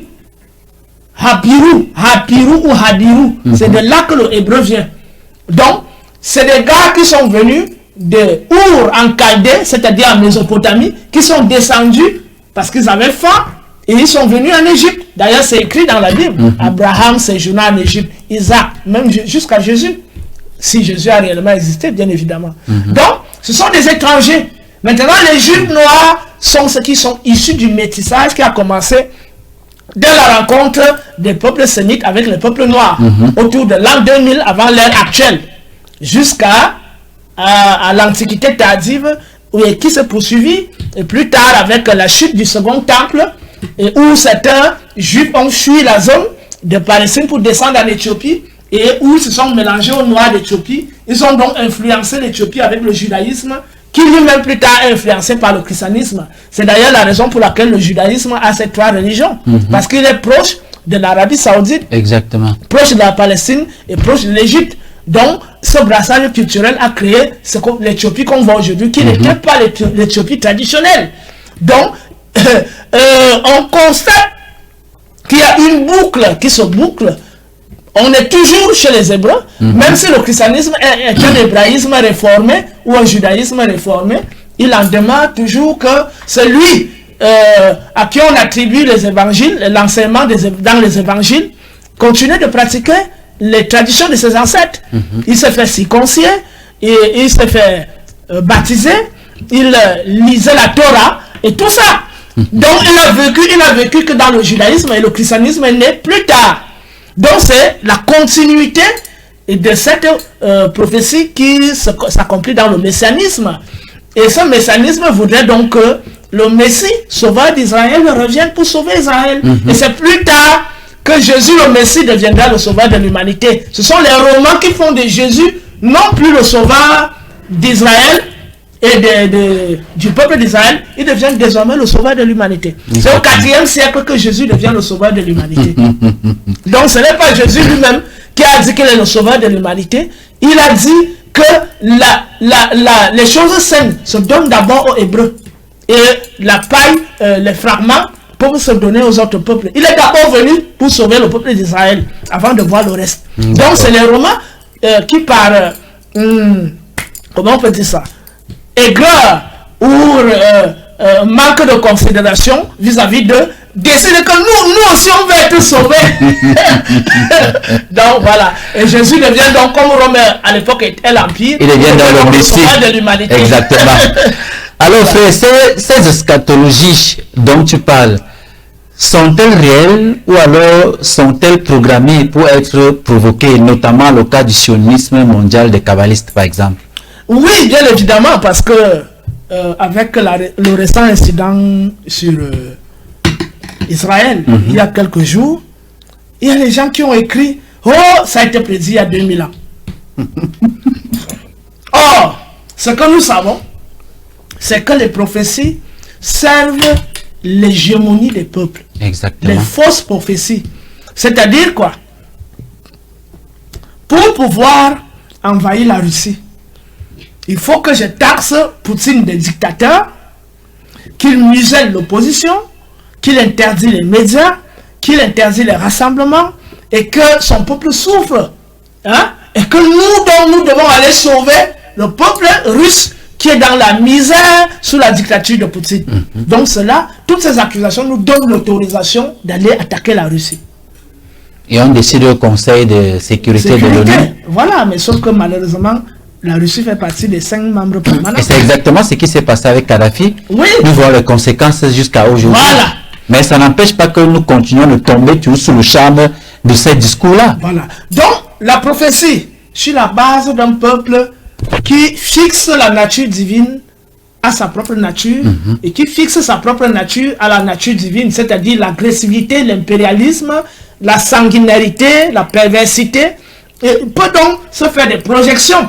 C'est-à-dire que si à une certaine période, les choses ne vont plus, nous devons semer le chaos pour qu'on reprenne les choses en main. Or, qu'est-ce qu'on constate? Il y a eu des prophéties, on dit, oh, l'Apocalypse, les Hébreux, ils ont aussi leur vision des Esdras, Néhémie, Ézéchiel, tout ça, où ils parlent de leur eschatologie. Même dans le Talmud. Et le problème de fond, c'est que si nous avons déjà le contrôle du monde à une certaine période, et qu'on se rend compte que les choses sont en train de nous échapper, il faut semer le chaos pour reprendre les choses en main. Et c'est ça qu'on observe. C'est-à-dire que lorsque les Hébreux sont neutralisés dans l'Antiquité tardive, avec la destruction du second temple, ils sont obligés de se fondre dans la masse, hein, pour créer des regroupements idéologiques, hein, et essayer de contaminer leurs pensées en endoctrinant les autres. C'est l'expansion du judaïsme, ce qu'on appelle la conversion. Pour que leur idéologie ne meure pas, il faut propager ça. Et que les fanatiques récupèrent et qu'ils poursuivent l'œuvre et la vision. Jusqu'à ce qu'ils réussissent à reprendre le pouvoir. Parce que ce qui meurt, c'est le pouvoir, la puissance politique et militaire. Mais les idées ne meurent pas. La doctrine ne meurt pas. La philosophie ne meurt pas. Ils répandent donc ça et ils continuent de nourrir ça. Pendant ce temps, ils s'infiltrent dans le système économique, politique, jusqu'à ce qu'ils reprennent le pouvoir et ils réémergent. Ils reconstituent le pouvoir, la puissance, pour neutraliser maintenant tout ce qui peut leur faire obstacle. Or, aujourd'hui, on voit qu'avec la naissance des BRICS, les peuples deviennent de plus en plus autonomes, indépendants. Ils ne dépendent plus du dollar. Et les sentiments culturels, historiques, socio-historiques recommencent à nourrir la conscience des peuples.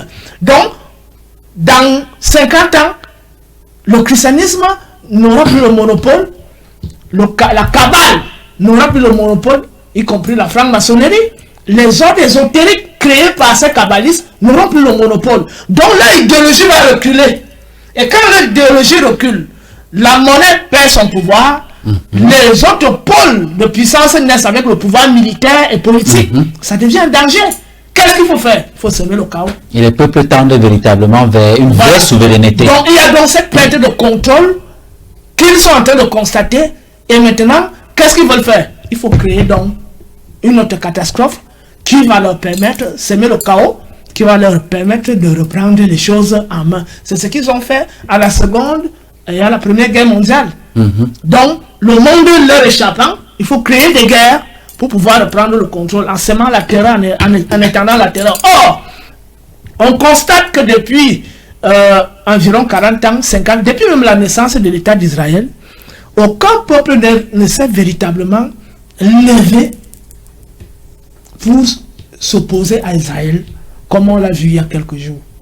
Ils ont toujours eu la main, avec le soutien des Occidentaux, des Américains.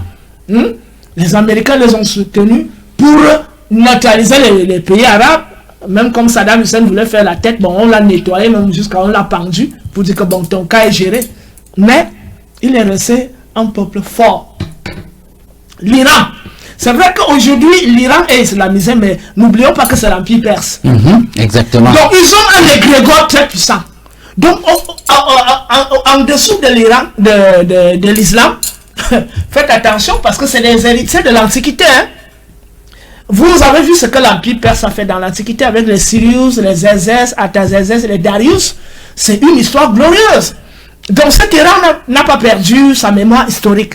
C'est pour ça qu'Israël craint l'Iran.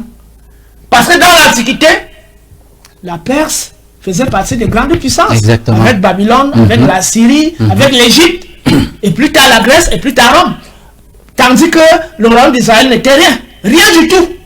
Donc, ils ont peur de ce souvenir et qui est réel. Parce qu'aujourd'hui, la Perse, qui est l'Iran aujourd'hui, représente une vraie menace, pas d'ordre existentiel, parce que l'Iran n'a aucun intérêt à détruire Israël. Sinon, l'Iran aurait livré la guerre à Israël depuis. Il n'y a jamais eu une guerre frontale entre les deux. Mais ce qu'on constate, c'est que comme Israël se rend compte qu'on a neutralisé l'Irak, il reste l'Iran. Parce que la Turquie est vassale déjà. Étant membre de l'OTAN, la Turquie ne peut rien foutre. C'est d'ailleurs la raison pour laquelle Erdogan n'a rien pu faire depuis l'invasion à Gaza. Il est resté, ça m'a la bouche là, il tapait la bouche, y compris les autres monarchies du Golfe, qui recueillent les bases militaires américaines et qui sont donc muselées. Il n'y a que l'Iran qui est le seul pays autonome dans cette zone et qui est donc capable de tenir tête. Et comme l'Iran est en passe, comme on le dit, de s'acquérir une bombe nucléaire, ce que moi je ne peux pas confirmer, parce que tout ce qu'on sait c'est le nucléaire civil. Maintenant, Israël a peur que l'Iran se dote d'une arme nucléaire et devienne véritablement un obstacle à son hégémonie. D'accord. Frère, tu parles justement, une question comme ça qui me vient à l'esprit, tu parles de l'autonomie de l'Iran justement. Oui. Parlant d'autonomie, tu as parlé tout à l'heure des BRICS. Ouais. Est-ce que les BRICS sont suffisamment autonomes pour avoir leur mot à dire, notamment dans le conflit israélo-palestinien, étant entendu que l'Iran, par exemple, a rejoint justement ces BRICS-là? Oui, il faut expliquer que les BRICS, c'est une mosaïque essentiellement économique. Il n'y a pas une dimension politique et militaire. Il n'y a pas une alliance militaire et même idéologique.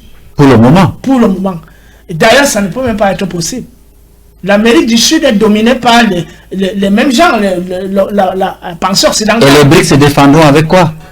Rien.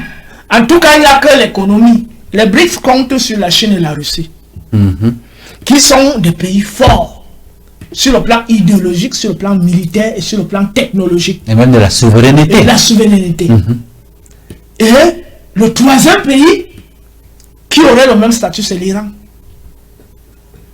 En dehors de ces trois pays-là, les autres là ne sont rien.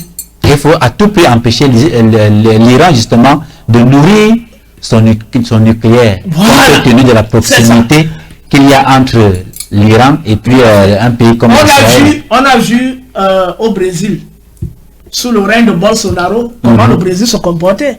On a cru qu'avec l'arrivée de Lula, le Brésil devait être plus solidaire de la Russie et de la Chine. Non, mais Lula, non, mais c'est les mêmes gens qui veulent juste profiter d'une certaine autonomie économique. Mais au niveau de la pensée, c'est les mêmes gens. Ils ont la même pensée que les Américains, les Européens. Donc Lula ne prendra jamais position de manière ouverte. Parce que déjà même, le peuple du Brésil est totalement occidentalisé. N'oublions pas que ce sont les Portugais et les Espagnols qui ont colonisé justement le Brésil. C'est le même peuple. Donc on n'a aucun espoir sur le Brésil, sur l'Argentine, sur le Mexique. Il n'y a que le Venezuela qui se démarque. Avec les pays comme le Nicaragua et Cuba. Dans une moindre mesure, le Cuba. Suite aux tensions géopolitiques pendant la guerre froide. Mais les peuples véritablement autonomes sur Terre actuellement, sur le plan de la vision du monde et le pouvoir qui se sont... Et qui n'appartiennent pas à l'Occident. À la vision occidentale, il y a la Russie, la Corée du Nord, la Chine, l'Iran, la Syrie. Mais sauf que la Syrie n'a pas la puissance militaire qu'il faut. Et donc, voilà donc l'axe des résistances face à ce monde dépravé. Et qu'est-ce qui se passe au fond? C'est qu'aujourd'hui, Israël se victimise. Lorsqu'on avait créé l'État d'Israël en 1948, les Palestiniens ont décidé de leur céder un espace. Mais qu'est-ce qu'ils ont fait?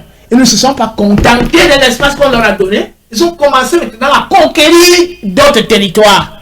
Ce n'est pas l'impérialisme. Donc la logique impérialiste nourrie dans leur idéologie les a amenés à commencer à annexer des territoires en Palestine. Et ils continuent de le faire aujourd'hui. Et à un certain moment, ça ne leur suffit pas. Ils veulent maintenant étendre leur territoire jusqu'en Irak, entre le Tigre et l'Euphrate. C'est leur prophétie. C'est-à-dire que toute la terre qu'Abraham a foulée avec ses pieds doit être la terre d'Israël. Donc, il faut que le Liban disparaisse, la Syrie disparaisse et l'Irak. Et donc, le seul obstacle qu'ils ont là, c'est la Perse, l'Iran. Ce grand géant depuis l'Antiquité qui est toujours là en train de vouloir nous faire les choses. Et maintenant, qu'est-ce qu'ils disent? Ils disent qu'on doit en profiter aujourd'hui, comme l'Iran n'a pas encore la bombe nucléaire, avec le soutien américain, de neutraliser l'Iran comme on a neutralisé l'Irak. Donc, nous sommes donc dans une logique expansionniste où Titi, même celui qui ne veut même pas nous combattre. Nous voyons la retenue de l'Iran depuis l'invasion de la Palestine, le massacre des Palestiniens. L'Iran est resté tranquille. L'Iran n'a pas réagi. Mais Israël bombarde en Syrie, il tue les Iraniens partout. Et donc les Iraniens ne doivent pas broncher. Ils ne doivent pas se venger. Et ils vont jusqu'à détruire une ambassade. Ce qui est le territoire souverain d'un peuple à l'étranger. Comme l'ambassade du Cameroun est ici. On peut bombarder l'ambassade du Cameroun, mais les Américains, je veux dire l'ambassade des Américains au Cameroun. Mais si on bombarde l'ambassade américaine au Cameroun, on a déclaré la guerre aux Américains. Et ils vont intervenir. Ils vont intervenir militairement. La réponse sera foudroyante. Donc, on se retrouve dans une logique de Dieu où on veut nous faire croire que c'est la réponse iranienne qui est une violation du droit international. Mais le bombardement de l'ambassade iranienne en Syrie n'est pas la violation. On ne doit même pas en parler. Ça doit être une page tournée. Et maintenant, au niveau de l'illusion de la prophétie, c'est là où il faut creuser. C'est-à-dire qu'on se rend compte qu'il y a d'abord eu des eschatologies qui sont arrêtées dans l'Ancien Testament et qui ont été poursuivies dans le Nouveau Testament. Mais on s'est rendu compte de la destruction du pouvoir juif, du pouvoir hébraïque, à l'Antiquité tardive avec la destruction du Second Temple. On les a neutralisés. Ça veut dire que la prophétie n'a pas marché. Ils ont donc commencé à nourrir la pensée et l'idéologie pour reprendre le pouvoir. Ils ont réussi maintenant à avoir un pouvoir beaucoup plus grand. Au point où ils ont eu les mains libres de faire tout ce qu'ils voulaient, de bombarder n'importe qui comme ils veulent et créer la zizanie partout sans qu'on ne dise rien contre eux. Mais la prophétie se révèle une fois de plus comme illusoire. Pourquoi? Avec l'intervention massive de l'Iran il y a quelques jours. 300 bombes et drones, ça va même, certains disent même 500, ont survolé le territoire d'Israël, ont atteint 3 aérodromes militaires, ont atteint des cibles militaires, des stocks d'armes. Israël donc qui a été malgré le dôme de fer que Israël a. Israël donc qui a été présenté comme le peuple de Yahweh qui ne peut jamais être vaincu. Et dont les nègres aliénés continuent de dire que oui, Yahweh est puissant. C'est pour ça que Israël domine tout le monde au Proche-Orient. Aujourd'hui, l'Iran, qui est donc une ancienne puissance dans l'Antiquité, démontre que vous vivez dans le rêve. Israël n'est rien. On vous démontre donc qu'ils sont vulnérables et que Yahweh ne peut rien faire contre nos missiles. Parce que Yahweh n'a pas pu bloquer les missiles qui ont endommagé les pistes d'atterrissage des avions et les dépôts d'armes. Et il est même clair que l'Iran a averti qu'à 72 heures, les Américains et les Turcs, et donc les Israéliens étaient au courant qu'ils devaient avoir une réponse. Ils ont pris toutes les dispositions. Malgré ça, les missiles iraniens ont percé les défenses en dehors du dôme de fer. Il y avait les Américains qui étaient là avec les frégates pour bloquer tout. Mais ils n'ont pas pu. Donc, imaginez-vous donc une attaque plus massive de l'Iran. Ça veut dire qu'Israël est vulnérable. Israël donc est vulnérable. Et donc Yahweh lui-même est vulnérable. D'accord. Et maintenant, l'illusion de la prophétie à quel niveau? C'est que Netanyahu ou Netanyahu, qui est le Messie actuel d'Israël, hein, a cru qu'en attaquant l'ambassade d'Iran et que l'Iran riposte, hein, ça donnait la permission à Israël de demander aux Américains, aux Britanniques et à l'OTAN de neutraliser l'Iran. C'était ça l'objectif. D'accord. Or, l'Iran, connaissant la stratégie des kabbalistes et des septiens, a agi de manière très subtile en prévenant les Américains que je ne vais pas attaquer vos bases, donc ne vous mêlez pas de ça. Et si vous vous y mêlez, je détruis vos bases. Ça fait que la prophétie du Messie Netanyahu n'a pas pu tenir. Elle n'a pas réussi. Aujourd'hui, il a les mains liées parce que les Américains lui ont dit si tu interviens, ce sera sans nous. Les Britanniques ont dit la même chose, les Français pareil. Donc il se retrouve seul devant sa prophétie illusoire qu'il ne pourra jamais accomplir. Et on nous précise quelque chose de très grave. On nous dit que parmi les leaders hébreux, Netanyahu est même libéral, qu'il est même modéré. Et qu'il y a des rabbins et des kabbalistes beaucoup plus fous et malades ils sont capables d'envoyer les bombes atomiques sur toute la terre pour détruire tout le monde même au même moment. Donc, vaut mieux Netanyahu, c'est-à-dire Netanyahu. Parce qu'il est modéré. Oui, parce qu'il est modéré. Malgré tous les massacres qu'on voit aujourd'hui. Donc il y a une forte manipulation, mais qui ne marche plus. Parce qu'aujourd'hui, l'Iran a dit stop. Même un seul soldat iranien tué en Syrie, même au Liban, cela enclenchera une réponse immédiate. Et donc maintenant, faites très attention, votre prophétie ne sera jamais accomplie. D'accord, frère. Deux dernières questions pour sortir. Nous acheminons inexorablement vers la fin de cette haute production.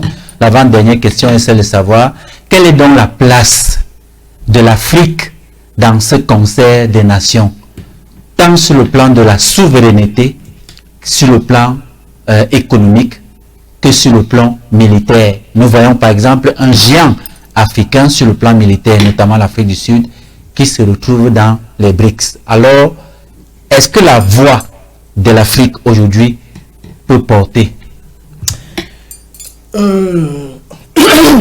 Tu viens de mentionner l'Afrique du Sud.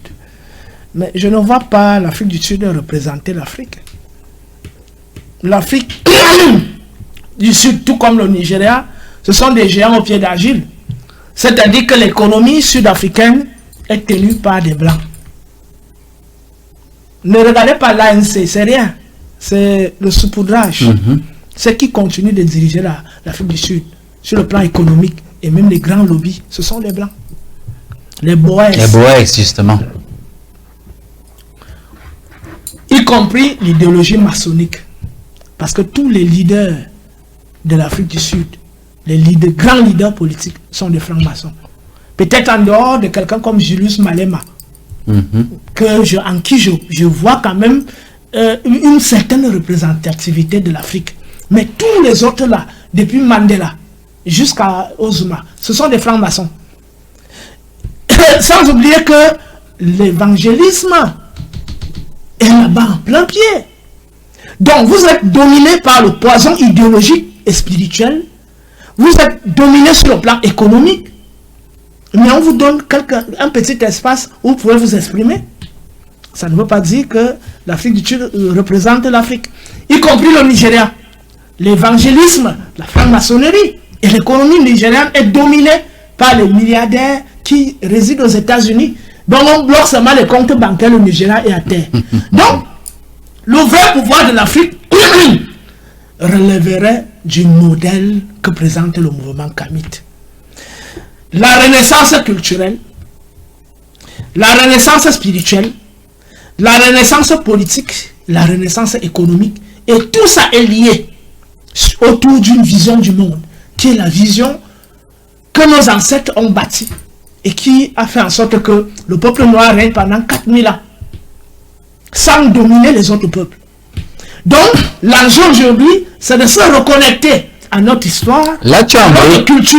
Tu as embrayé déjà, frère, même sur la dernière question que je voulais te poser, parce que tu as déconstruit le prophétisme pensée par l'ordre occidental. Ouais. Maintenant, la dernière question pour terminer, tu avais déjà commencé par répondre, c'est quelle est la nature de la vraie prophétie?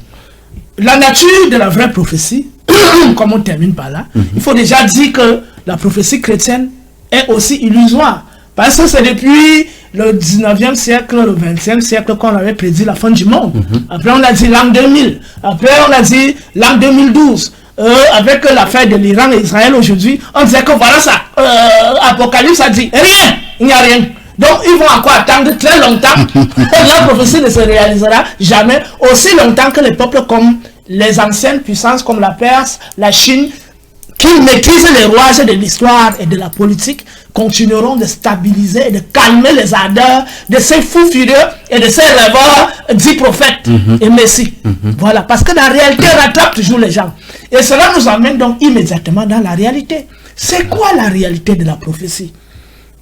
La prophétie n'est pas basée sur un Dieu qui a une bouche qui vient parler aux hommes. Non. La prophétie est basée sur ce que le réel nous présente. Lorsqu'on voit des nuages s'agglomérer au ciel et un vent frais, des mouvements de tonnerre, on dit que ça annonce la pluie, non? Exactement. Voilà. C'est ça la vraie prophétie.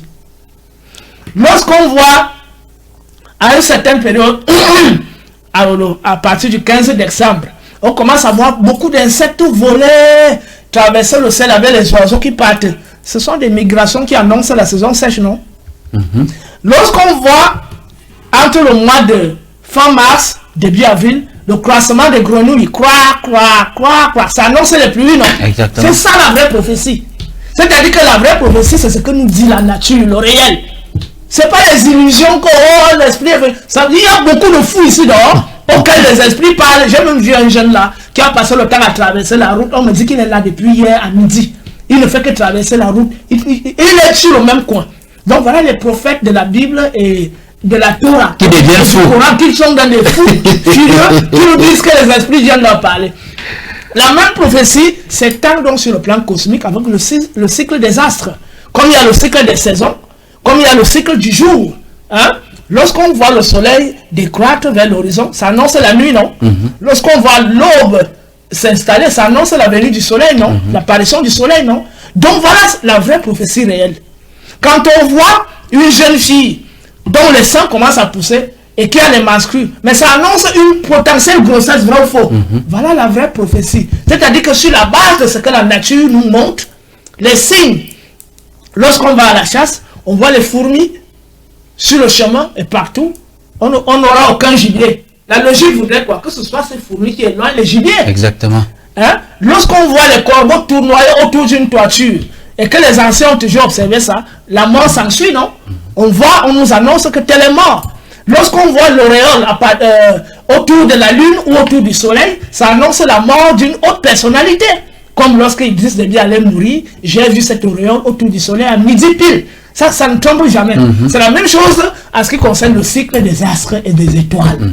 Donc, la manière dont les astres se coordonnent, on peut dire dans 100 ans, dans 200 ans, dans 500 ans, il y aura tel événement. Voilà donc la vraie prophétie qui ne repose pas sur les rêves des fous et des malades mentaux auxquels les démons viennent dont les démons viennent prendre possession et nous disent qu'ils ont des révélations. Voilà.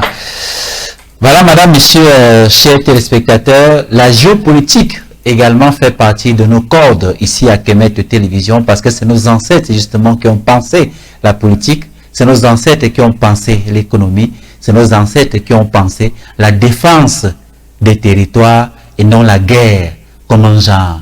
Nous sommes bien obligés d'en parler parce que la guerre qui est menée de l'autre côté impacte justement les Africains et empêche les Africains à rentrer vers leur histoire, frère, n'est-ce pas, pour s'approprier cette histoire-là, pour apporter un souffle nouveau à ce monde-ci, pour qu'on n'ait plus justement des guerres, comme nous voyons, pour qu'on n'arrive plus à tuer son semblable, pour qu'on n'arrive plus à créer des armes de destruction massive pour son semblable, tandis que dans d'autres coins du monde, il y a des gens qui manquent à manger. Merci infiniment, frère. Oui, merci, frère. Et donc, nous achevons notre propos en disant, aujourd'hui, que les Africains arrêtent de dire que la religion la franc-maçonnerie, la Rose-Croix, dont l'islam, le christianisme, le judaïsme ne sont pas un frein pour la Renaissance. Quand on vient de constater que ces religions sont bâties sur le mensonge et non sur la vérité, et quand on constate aussi que ces religions nous maintiennent divisés, et que le poison spirituel que ces religions continuent de véhiculer sont, on peut dire quoi, une dope, une anesthésie de nos cerveaux et de nos esprits pour nous empêcher d'activer notre génie créatrice qui repose sur l'héritage culturel et les richesses naturelles dont regorge l'Afrique, bâties sur une vision collective du monde. Il n'y a que en nous rassemblant, main dans la main, chacun étant un doigt, les peuples divers, les tribus, lorsqu'on aura reconstitué un tout autour d'une vision du monde, enracinée dans une histoire et une culture commune, et une spiritualité collective, qu'on va reconstituer cette âme collective, comme la Chine, qui a plus de 2 milliards d'habitants, bâtie sur une pensée collective depuis des milliers d'années, y compris l'Inde. Exactement. Aujourd'hui, la Russie monte sur la voie, et l'Iran, dans une certaine mesure, même comme il y a la couche islam en haut, il y a l'héritage perse, la souche. L'héritage perse qui meuble donc le vrai pouvoir d'un peuple. Un peuple divisé, des individus divisés ne peuvent jamais réaliser quelque chose de D'accord. C'était Sagesse Kamite avec le frère Totaboné et le frère Nyamsi Yomba.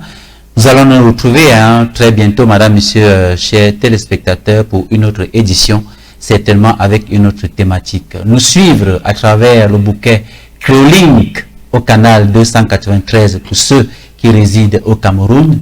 Et en attendant être sur satellite, justement, vous pouvez également nous suivre partout où vous vous retrouvez sur la planète à travers l'application Limex téléchargeable sur Play Store et maintenant sur les réseaux sociaux à travers YouTube Kemet Télévision. YouTube Kemet Télévision, et n'oubliez pas d'activer la cloche de notification pour que à chaque fois que une vidéo est postée, que vous le recevez directement sur vos téléphones portables et autres smartphones. Également sur Facebook, toujours Kemet Télévision. N'oubliez pas de liker et de commenter. N'oubliez pas surtout de liker et de commenter, madame, monsieur, chers téléspectateurs. C'est la fin de cette autre production. Nous nous retrouvons très bientôt et toujours avec le même plaisir. Salut. Otep, frère. Otep.